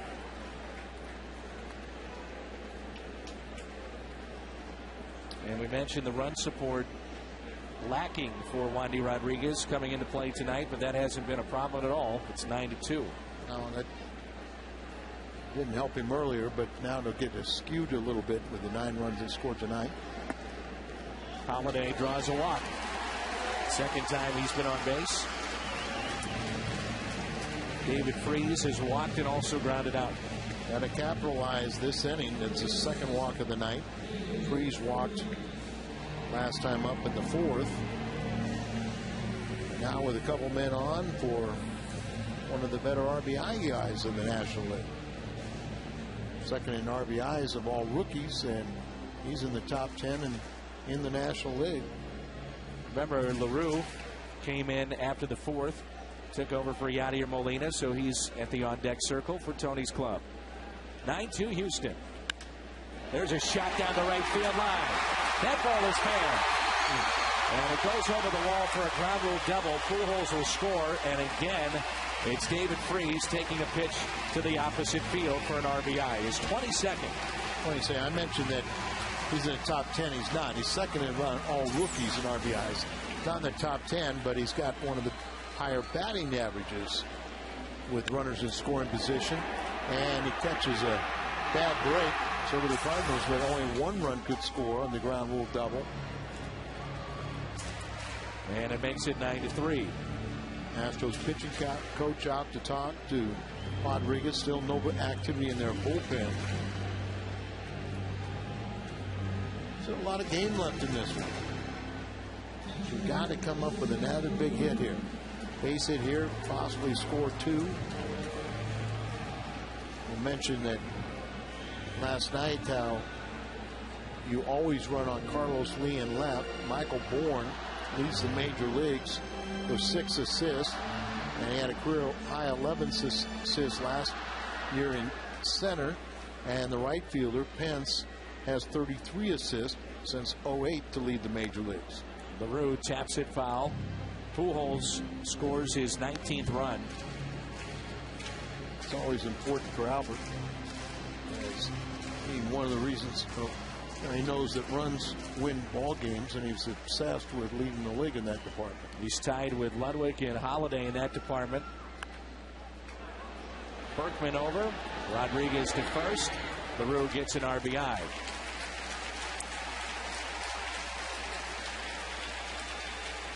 So Wandy Rodriguez with the 9 runs of support, and coming into play tonight, you see the 9 runs in 6 innings. It was under 2, 1.89.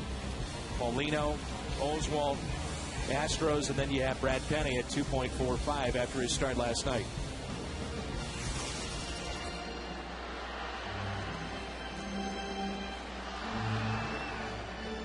Here's Nick Stavanoa. 2 outs and a runner at third. Stavanoa over 2 with a couple of strikeouts. Takes a pitch inside. Stavanoa a couple years ago, when he realized that he was not going to be an everyday player, if he was going to help the Cardinals, it was going to be as a pinch hitter. Went back down to AAA and said, I'm going to have a pinch hit at bat every day. Up the middle, base hit. Run scores. And every time he hit in the minor leagues, he was anticipating it was like a pinch hitting performance. And now that that philosophy has really helped him here at the big league level, and he has come through. He's got 6 pinch hits. He started this game, so he drives in another run. It's his 6th run of the season, but remember, he's got 2 pinch hit home runs already and a very high average. Now Brendan Ryan now. Boy, you really got to keep it going, Brendan.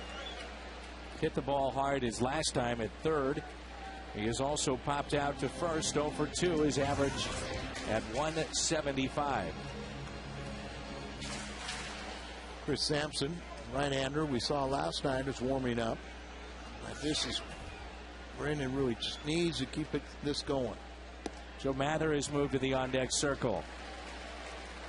Out to visit Quintera, the lefty, along with Sampson getting loose.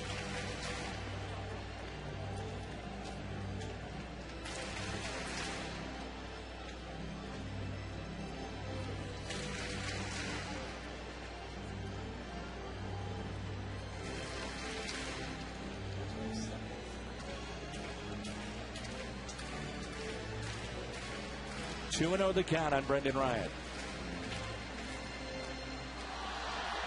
Burdak, their other left-hander, was sent back to Houston today, have his arm examined. And they got the young pitcher we don't know a lot about down there, Shashin. 2-1 the count.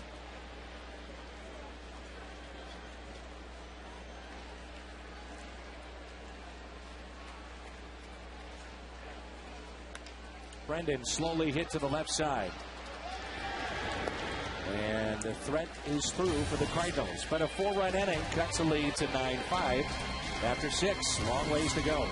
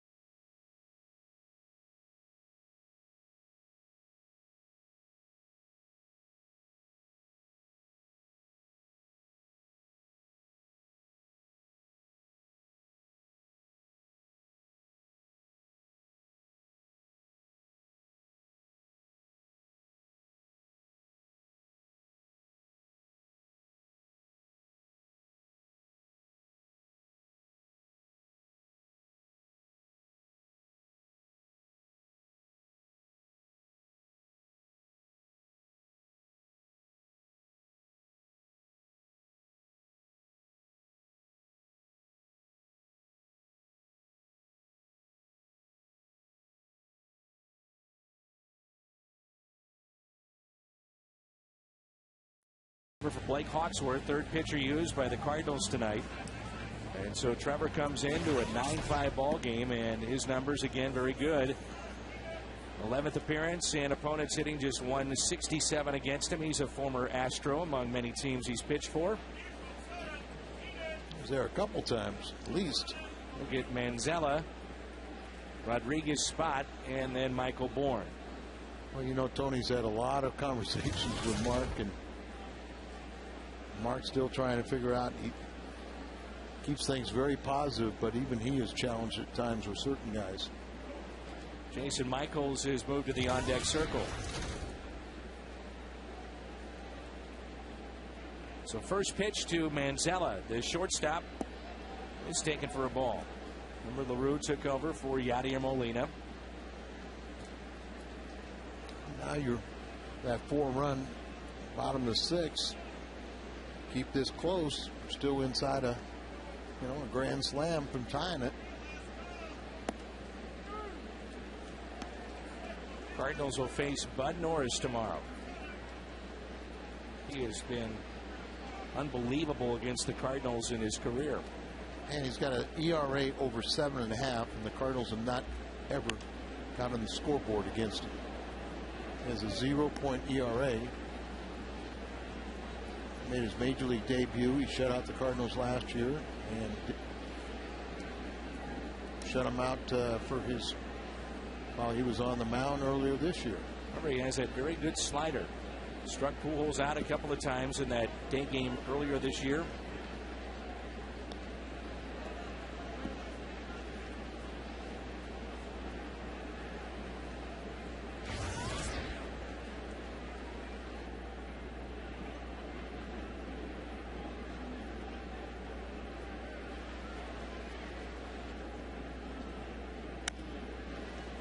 Here's Brendan Ryan.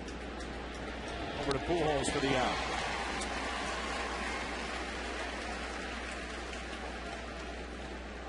Well, what do you do if you're Tony La Russa right now with Brendan Ryan? It's back-to-back games with 2 errors and the last 3 consecutive with errors. He's not hitting. You don't want to bury a young player. Well, I think what he did tonight was the right thing. And he was hoping that he wouldn't have this results. So was Brendan. But another 0 for night and a couple more errors. Tony last night made a point to tell the media, well, he's back in the lineup.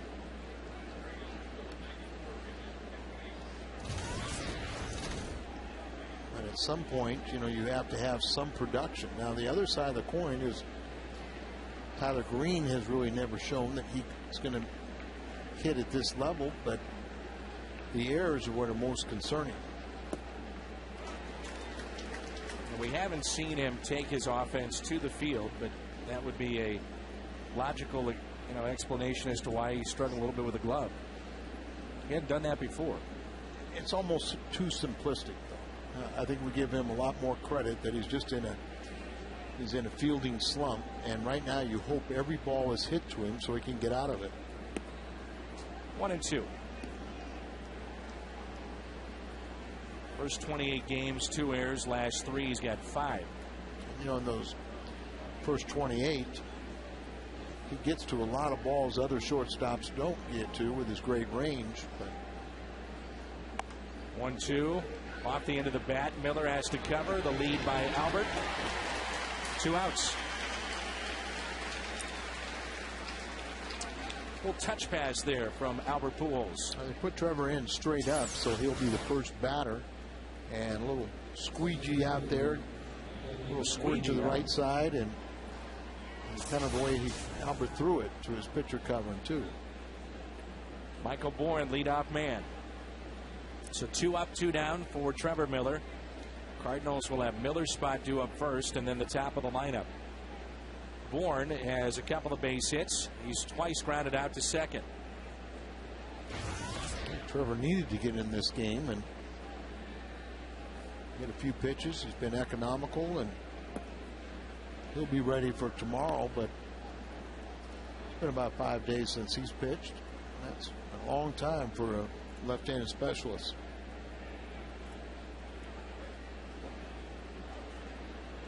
Here's a 1-0 pitch. How about you? The more you watch Michael Bourne, the more that you really like his game, both defensively and offensively. He's not going to hit you a lot of home runs, but he is a threat to steal when he gets on base. He has great speed, plays very good defense. Kind of get the feeling that he's starting to field his oats, you know, as a leadoff man, and flirting with 300 right now.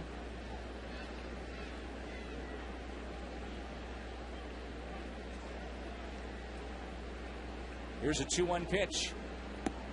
A little slider in there for a strike. So 2-2. Not wanting part of that slider from Trevor. Not a lot of these lefties do. Very good slider from Trevor Miller. Especially when he has the command to where he can start it in the middle of the plate and have it break down and away off the plate. There's another one in a ground ball. Pujols takes it himself. Time to stretch here at Busch Stadium. 9-5, Cardinals trail.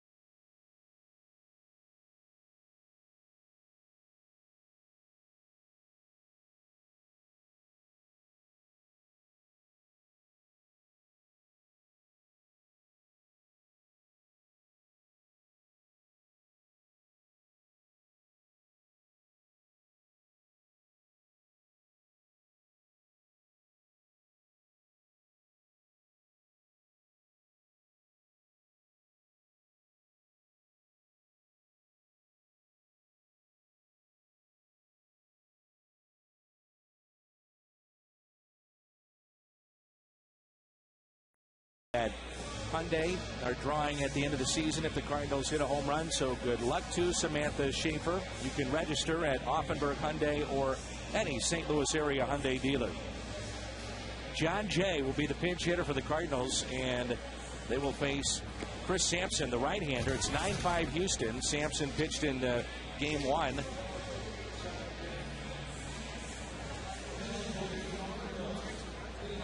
He has been a starter in his career, now working out of the bullpen.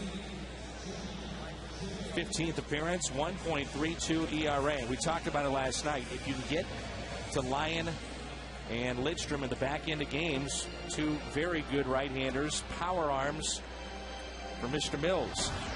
I'll just tell you how this ball club's gone is Lions is tied for their team lead in wins. The reliever you talked about. And it's only 2.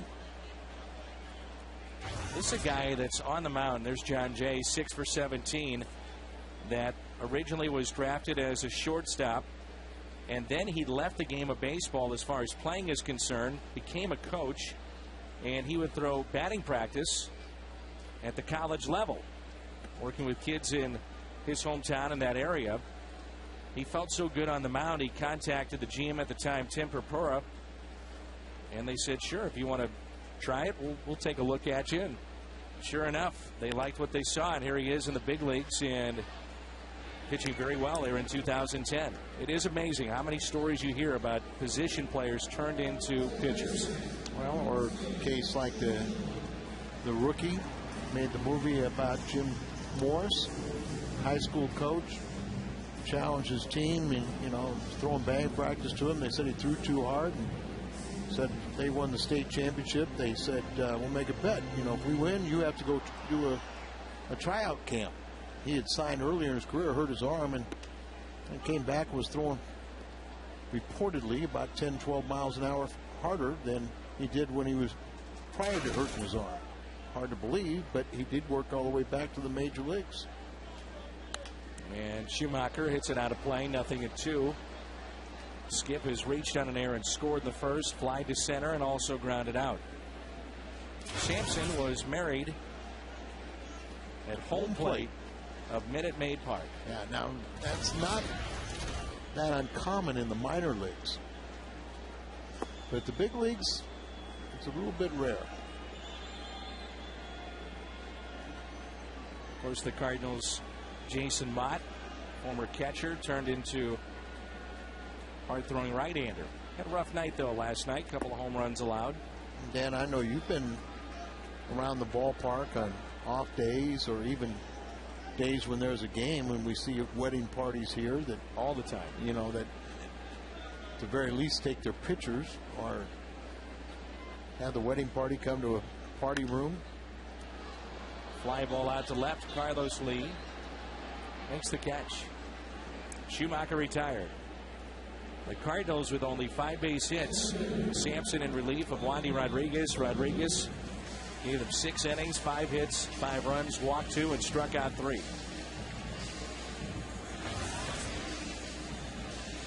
This is where the Cardinals got it going last inning with a base hit by Ludwig, and then the Pujols double, walk to Holiday, another double by Freese. LaRue picked up an RBI on a ground out. It's an RBI single by Stavanoa, so looking to string some hits together. Hit down the right field line, out of play. Cardinals last season got off to a similar type start, and then they hit a real dry spell. They lost quite a few games, and then they came together as a team, put it together, and then walked away with the division.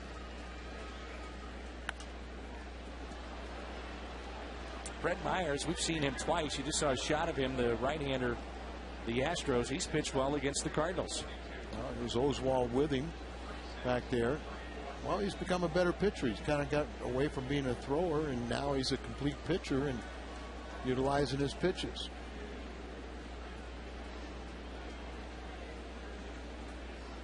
Oh, 2.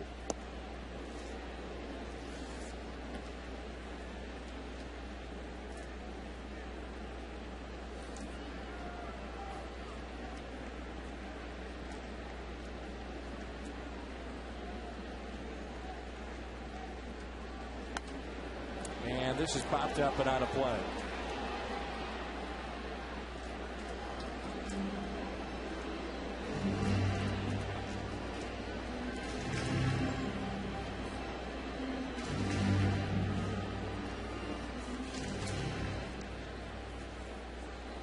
$36,342 tonight.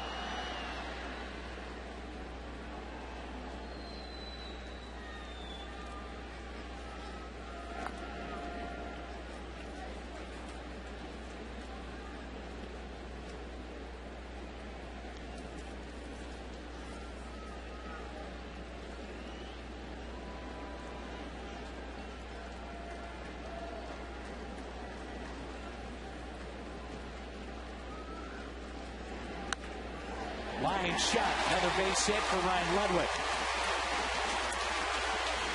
Into the corner. 2-out double for Ludwig and a 2-hit night. Coming off a 3-hit night in game 1. Came in hitting .625 against the Astros. Gone down a little bit because he's .500 tonight. But he's in scoring position with just 1 out for Albert Pujols.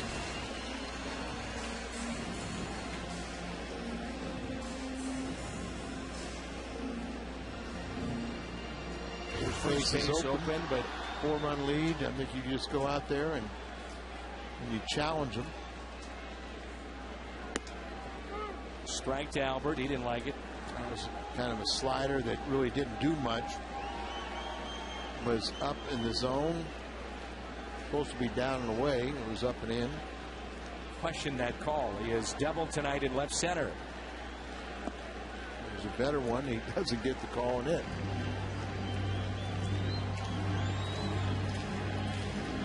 One for 12.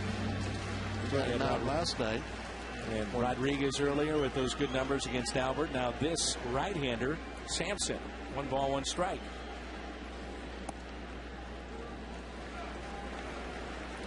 Last 2 sliders have been pretty good pitches. As you mentioned, now you can pitch to Pujols here, or if you elected to pitch around him, you could be walking into trouble with Holiday on deck. It's just a matter of time, you get the feeling, with either one of these guys. He can just cut the 4-run lead in half. You put him on, and Holiday can make it a 1-run game. So, you know, you go after him, but you use common sense. And now on a 3-1 count, you really have to be smart and see if they don't throw another slider. And if you walk him, you walk him. 3-1 pitch. Oh, slider back up. Yeah. Pitch inside, and Pujols hits a 2-out walk. And just like the previous inning when the Cardinals, they were able to string something together. It started with Ludwig, and it starts with Ludwig here. Now, can they continue it? Following the walk to Pujols, here's Holiday. Holiday 0 for 4 with a strikeout. Those are the career numbers against Chris Sampson. We showed you earlier, it's been a long time since Matt Holiday has hit a home run here at Busch Stadium. It was a walk-off homer last September against the Cubs. It's part of our 5 and 55. It's one of the 5 players that could have an influence in this game. It's 1 for 2 with an RBI base hit back in the first, a walk and run scored back in the 6th. Runners at first and second for Matt Holiday. David Freese on deck if he can extend it with 2 outs. Holiday a bouncer to short. Force play at second. Threat is through. The Cardinals have stranded 5. 9-5 Houston.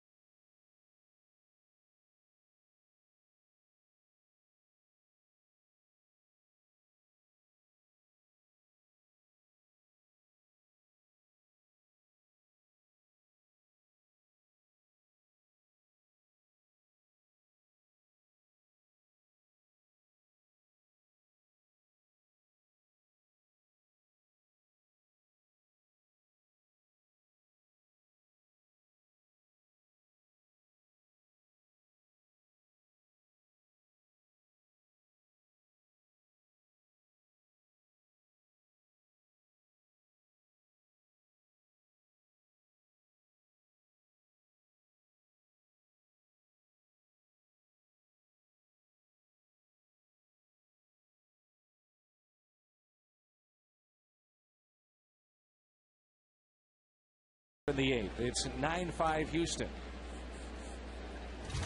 Jeff Keppinger will be the hitter.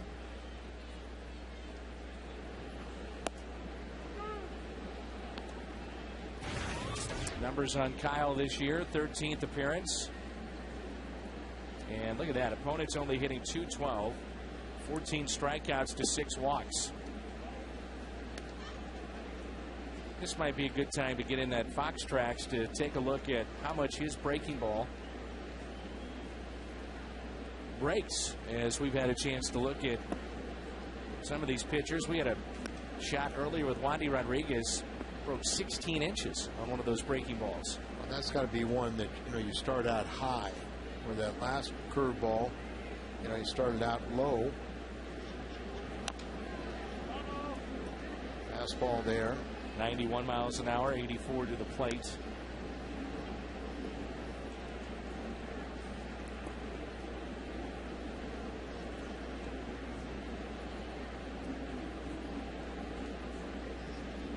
Two and two. Cappinger, a big night. Bases loaded double in the fourth and a single in the sixth. And hits it sharply to third. Freeze with it. Strike to Pujols for the first out.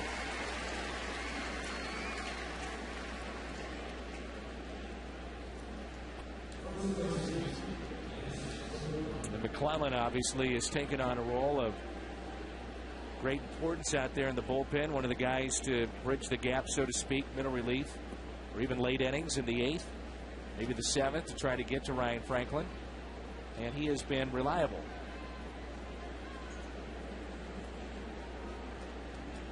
Berkman on base 4 times tonight. Home run, 3 walks, fastball, and a strike. This is our Hardy's prime cut of the game, off the foul pole. And quickly on 2 hitters, it was 5 runs scored on the double, then the 2-run homer by Berkman. 1 ball, 1 strike. He's just too good of a hitter to be hitting around that 200 mark. He's been injured this year. You have to figure that timing is a little bit of an issue for him. He missed the first 12 games this season recovering from knee surgery. And a very slow start for him, but is one of the more dangerous hitters in the National League. Good pitching matchup, just because of the way Norris sits against the Cardinals. 3-1. I don't often say that about a guy that has a 7.5 ERA. But Cardinals have never scored on it. And that misses outside. 1-out walk to Berkman. Awful lot of walks issued to the Astros tonight collectively by the Cardinals pitching staff. So McClellan not happy with himself one bit. Well, that's the 4th walk for Berkman tonight. Now he's had 4 walks. Lee had a walk in the 6th. And they also had an intentional pass to Manzella in the 5th.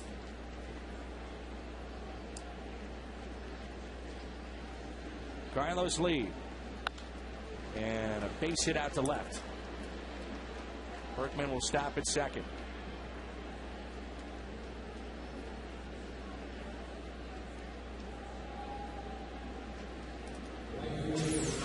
Walk a guy, so a hitter just kind of looks for a pitch that to his liking.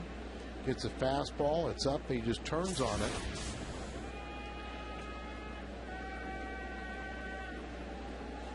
First and second, 1 out. Quick visit by LaRue, and here's Hunter Pence. Pretty much in the middle of the plate. Not far enough inside or away.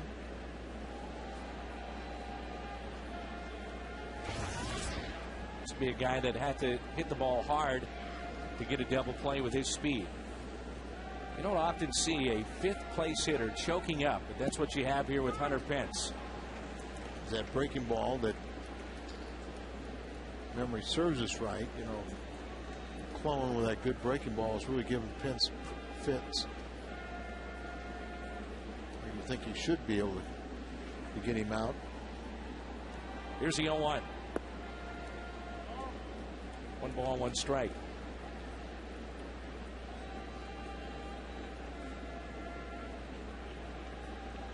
First and second, 1 out. We're in the 8th, and it's 9-5 Houston.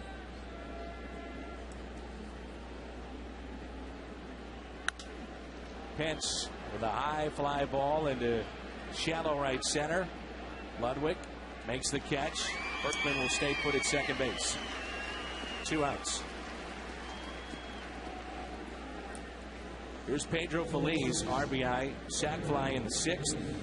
He's flied to center a couple of times, has a couple of base hits. 2 outs, runners at first and second. Which hit once again was a milestone. It was number 1,000 in his career. First one was back in 2000. Belize from the Dominican. And that's a strike. Signed by San Francisco as an 18-year-old non-drafted free agent in 1994. And here's a guy that has played in 37 playoff games. That's more than any other current Astros player, even more than Lance Berkman. That might surprise you a bit. Lance has played in 29. Breaking ball and a strike on the inside corner. It was 16 inches total break on that curveball. Last year with the Phillies, hit .266, 12 home runs and 82 driven in. He's got him 0-2. Phillies time is where he got all those playoff experience. The block by LaRue off the mask. You can hear that up here.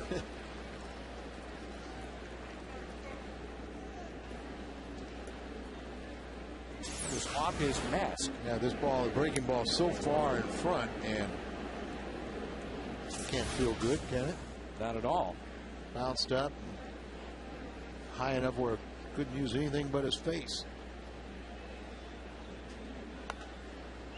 A fly ball out to left, shallow. Holiday under it, makes the catch.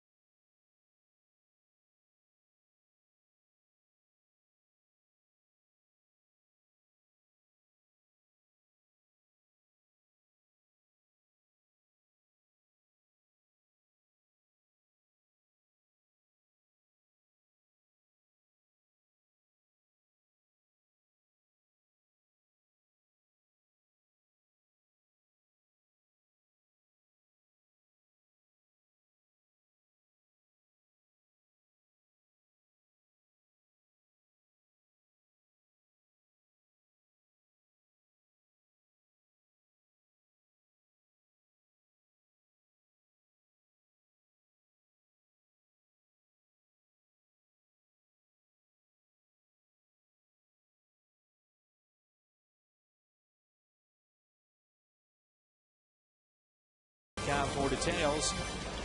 And by Bank of America. Cardinals banking only at Bank of America. Along with Al Raboski, Dan McLaughlin with you and our Fox Sports Midwest crew. I believe that's a look inside the Champions Club. And into the ball game, Wilton Lopez. There's odd runs in both his appearances since being recalled from AAA on May the 4th. Made 3 appearances for Round Rock from Nicaragua. 8 1/3, and he's given up a couple of home runs, and he's the first Nicaraguan-born player to play for Houston. There's only been 8 pitchers from there that have ever appeared in a major league game. Probably the most successful of the bunch, Dennis Martinez. El Presidente, who's a pitching coach in the Cardinal minor league system. I think he's back at Palm Beach. There was some talk he was going to go to AA at one time and help some of those young flamethrower relievers. Lopez, 26, 6 foot, 190 pounds, and he gets David Freese. There's 3 current Nicaraguan players playing in the big leagues right now. Inside, 1 ball, 1 strike. Sullivan is the new left fielder. Crowd of 36,342 tonight. The 1-1 pitch. This is low and away. Cardinals trailing 9-5. They only have 6 base hits tonight. David has one of those 6, an RBI double, ground rule double in the 6th, and a walk earlier. Freeze off the glove of Lopez, hustling down the line, and he is out. The way to pull your groin is Lopez went after that, and it looked like when he went to set the throw, his legs went out from underneath him and did the splits. He recovers and finishes the play. The Home Depot doing more on defense, and this is our defensive play of the game. Knocked down by Lopez. Watch him go to set and throw, and saw that back leg went out from underneath him a little bit. Ultimately fell down to the ground. The Home Depot doing more on defense. Swung on and missed by LaRue. He's 0 for 1 tonight. Did have an RBI in his ground out.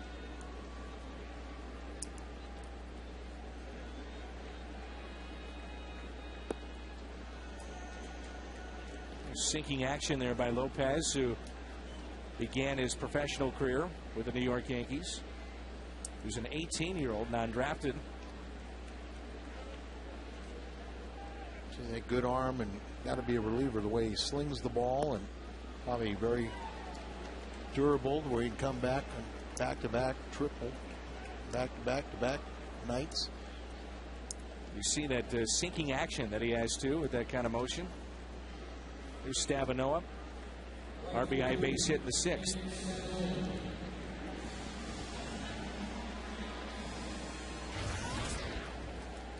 And his average with his 1 for 3 up to 393.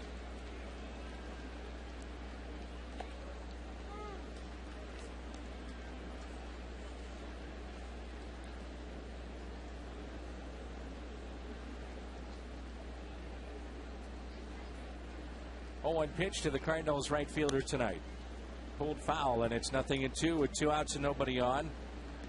Houston, after falling behind 1-0, tied it up 1-1 in the 3rd. They got 5 runs in the 4th, 1 in the 5th, 2 more in the 6th.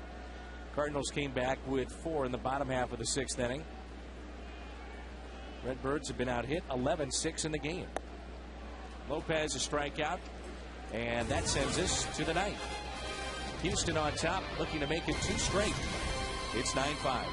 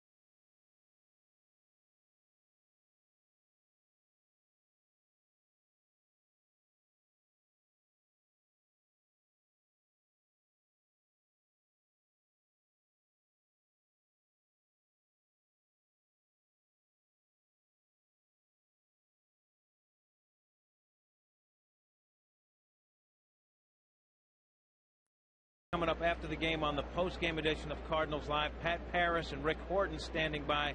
Unearned runs proved costly for the Cardinals once again.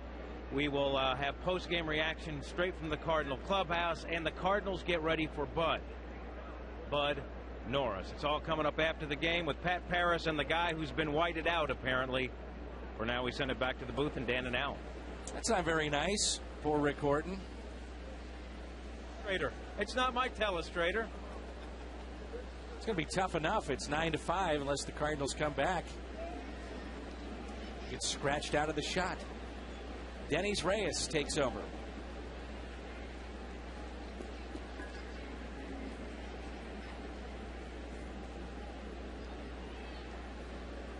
Reyes, a lefty, will get Quintero. 9-5 Houston, top of the ninth.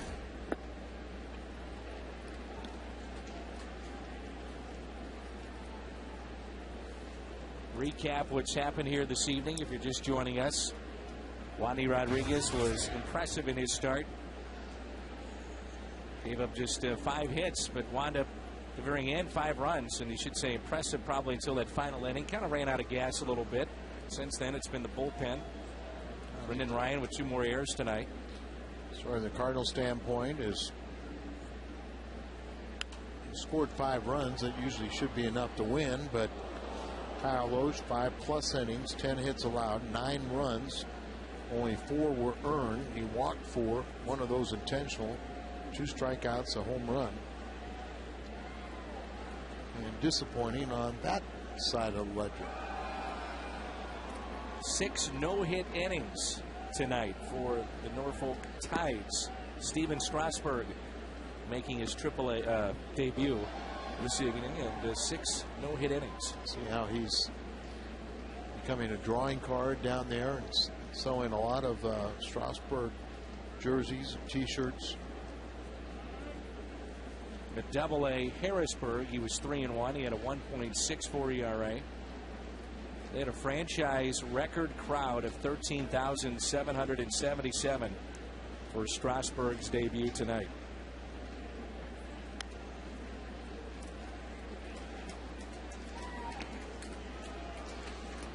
So, you know, that Washington team is much improved. They came into tonight's action 18-15, 2.5 games behind Philadelphia in second place. They are much improved. And they won today. They beat the Mets. You know, we talked about it before, but Strasburg will be added to the rotation at some point. They're going to get Jordan Zimmerman back, who the Cardinals have seen. He's very good, coming off of surgery. That's a team that, you know, slowly but surely starting to get it together. Yeah, they have 1 less win than the Phillies and 2 more losses. They're a game and a half back. Reyes' strikeout. That's how we start the night.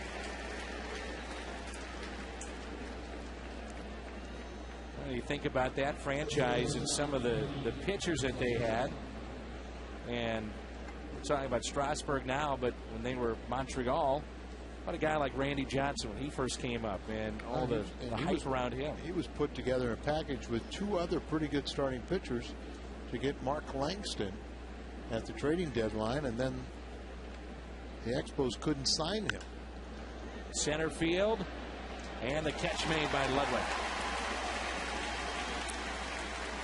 You know, I had a grievance filed against me because of Langston by Montreal, Dave Dombrowski. Who's now the GM of the Tigers. Yeah, we were one of the, I think we might have been the first club that came into Montreal after Langston was, you know, signed. And I did an interview with him, and all I did was said, you know, if you do not sign with Montreal, would you would Cardinals be a team that you would possibly entertain? And Dave Dombrowski filed a grievance against me for, you know, tampering as a broadcaster. As a broadcaster. And what was the result? He died. No. Dombrowski's still alive. This is well hit into right. Will stay in the ballpark. Nothing. It's just he wanted to stop other teams from speculating.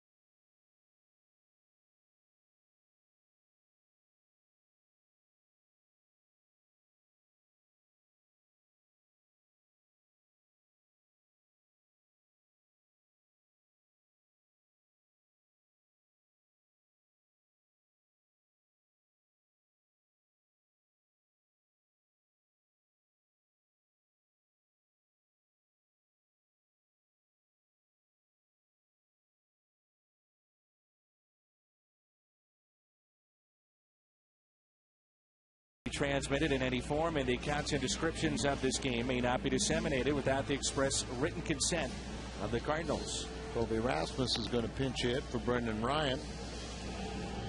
See if he can't get things started, as Lopez will go back out for his second inning of work.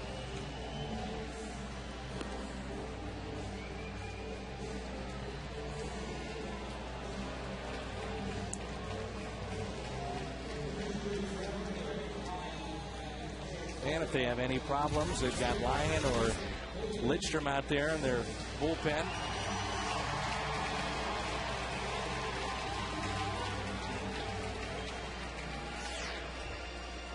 Of course, Colby did not start the ball game. It was Ludwig in center, so being used as a pinch hitter.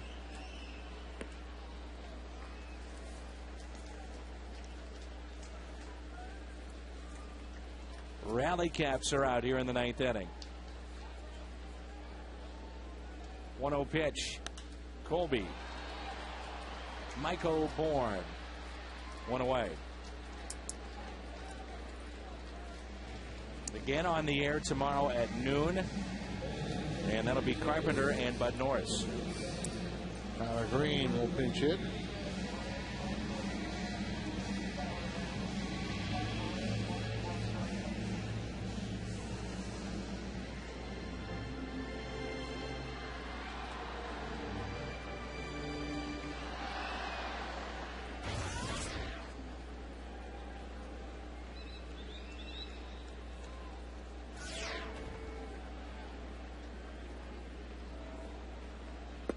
Fastball and a strike. Lopez, as Al told you, being used a lot. And this is his second inning of work. He had 2 strikeouts in the first inning.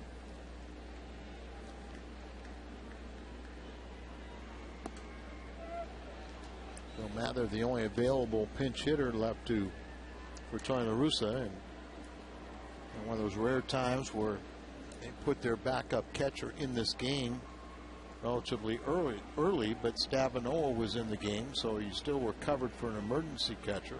That's what made the moves by Brad Mills interesting last night when he went with a pinch hitter, one of his catchers, early. Been a long night for the Cardinals, down by 4.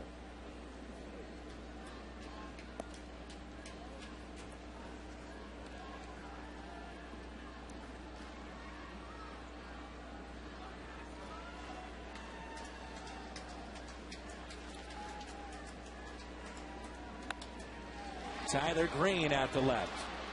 2 outs. Corey Sullivan.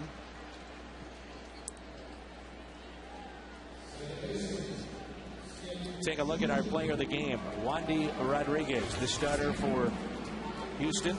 6 innings, 5 hits, 5 runs, 4 of those earned, couple of walks, 3 strikeouts. Our Budweiser player of the game. Up to Schumacher with 2 outs. Skip is flied out, grounded out, lined out, reached on an air, scored a run. Looks at ball 1. Final hope is Schumacher right here.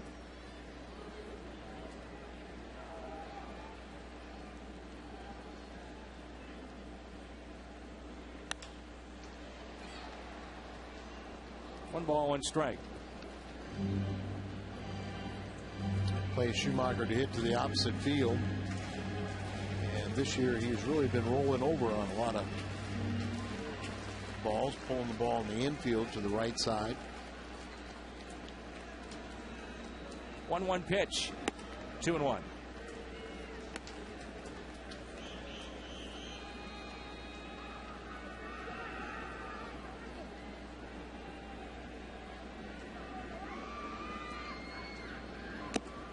A little late.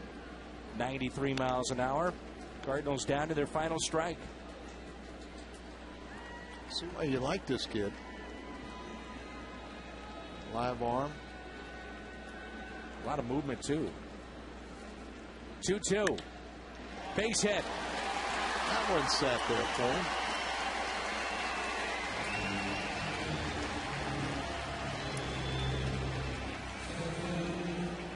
I'd like to send a get well wish to Jake at St. Louis Children's Hospital. Thanks, Jake, for being a Cardinals fan. We hope to get you out of the hospital very soon and come see us here at the ballpark. So happy birthday wishes to Megan Cawthorn from Vandalia, Illinois. Megan, 19 today. Happy birthday.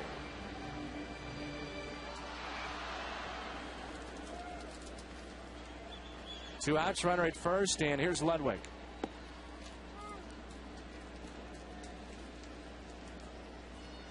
Singleton scored in the 6th. Also has a double, 2 for 4 tonight, following his 3-hit night in Game 1. Base hit, extends the game to Pujols. Even if you do not come back and tie or win this ball game, at least you feel a little better about yourself, giving yourself a chance late. It's a 3-hit night for Ludwig, and for the fans that have stuck around, they get one more look at Albert Pujols. And Lindstrom was warming up.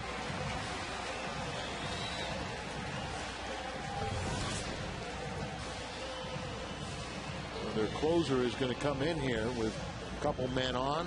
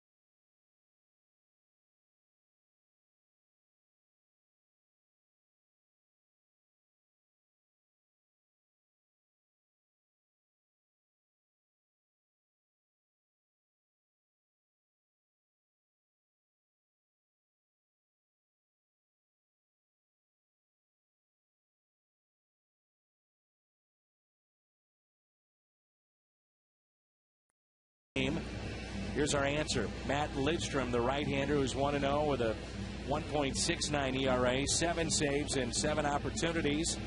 Picked up his 7th last night. And prior to last night, the club had not produced a save opportunity in their last 14 games. He's had 19 straight save opportunities that he has converted. So he's due. Why not tonight?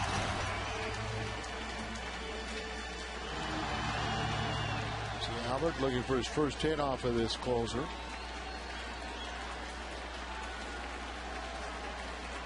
Fans on their feet. Pujols is doubled. 2 outs, 2 on. Talked about how hard he can throw, but he's also got a pretty good slider. And Albert just looked at that first one.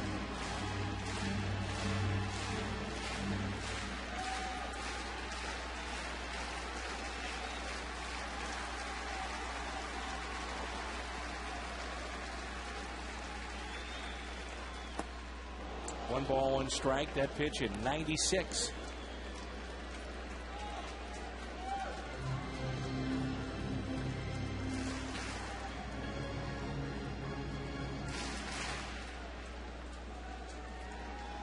We've seen a center fielder play a little bit deeper on Pujols late in this game. Late innings. 4-run lead, just dictates that they don't play all the way back. 1-1 pitch. Pujols into right. This could be trouble. That ball gets down. Schumacher will score. Ludwig on his way to third. And a tying run will come to the plate as Pujols is just safe at second. Almost ran into the tag, but the shortstop could not hold on to the ball. Really gambled. He gambled and got away with it. Gee, that's funny to say Albert is trying to take the extra base, isn't it? But throw goes in towards second. Look where Albert is. And just was ahead of it. And then the young shortstop couldn't hold on to the ball. Trying to make the tag a little bit too soon. Cardinals can at least put a scare.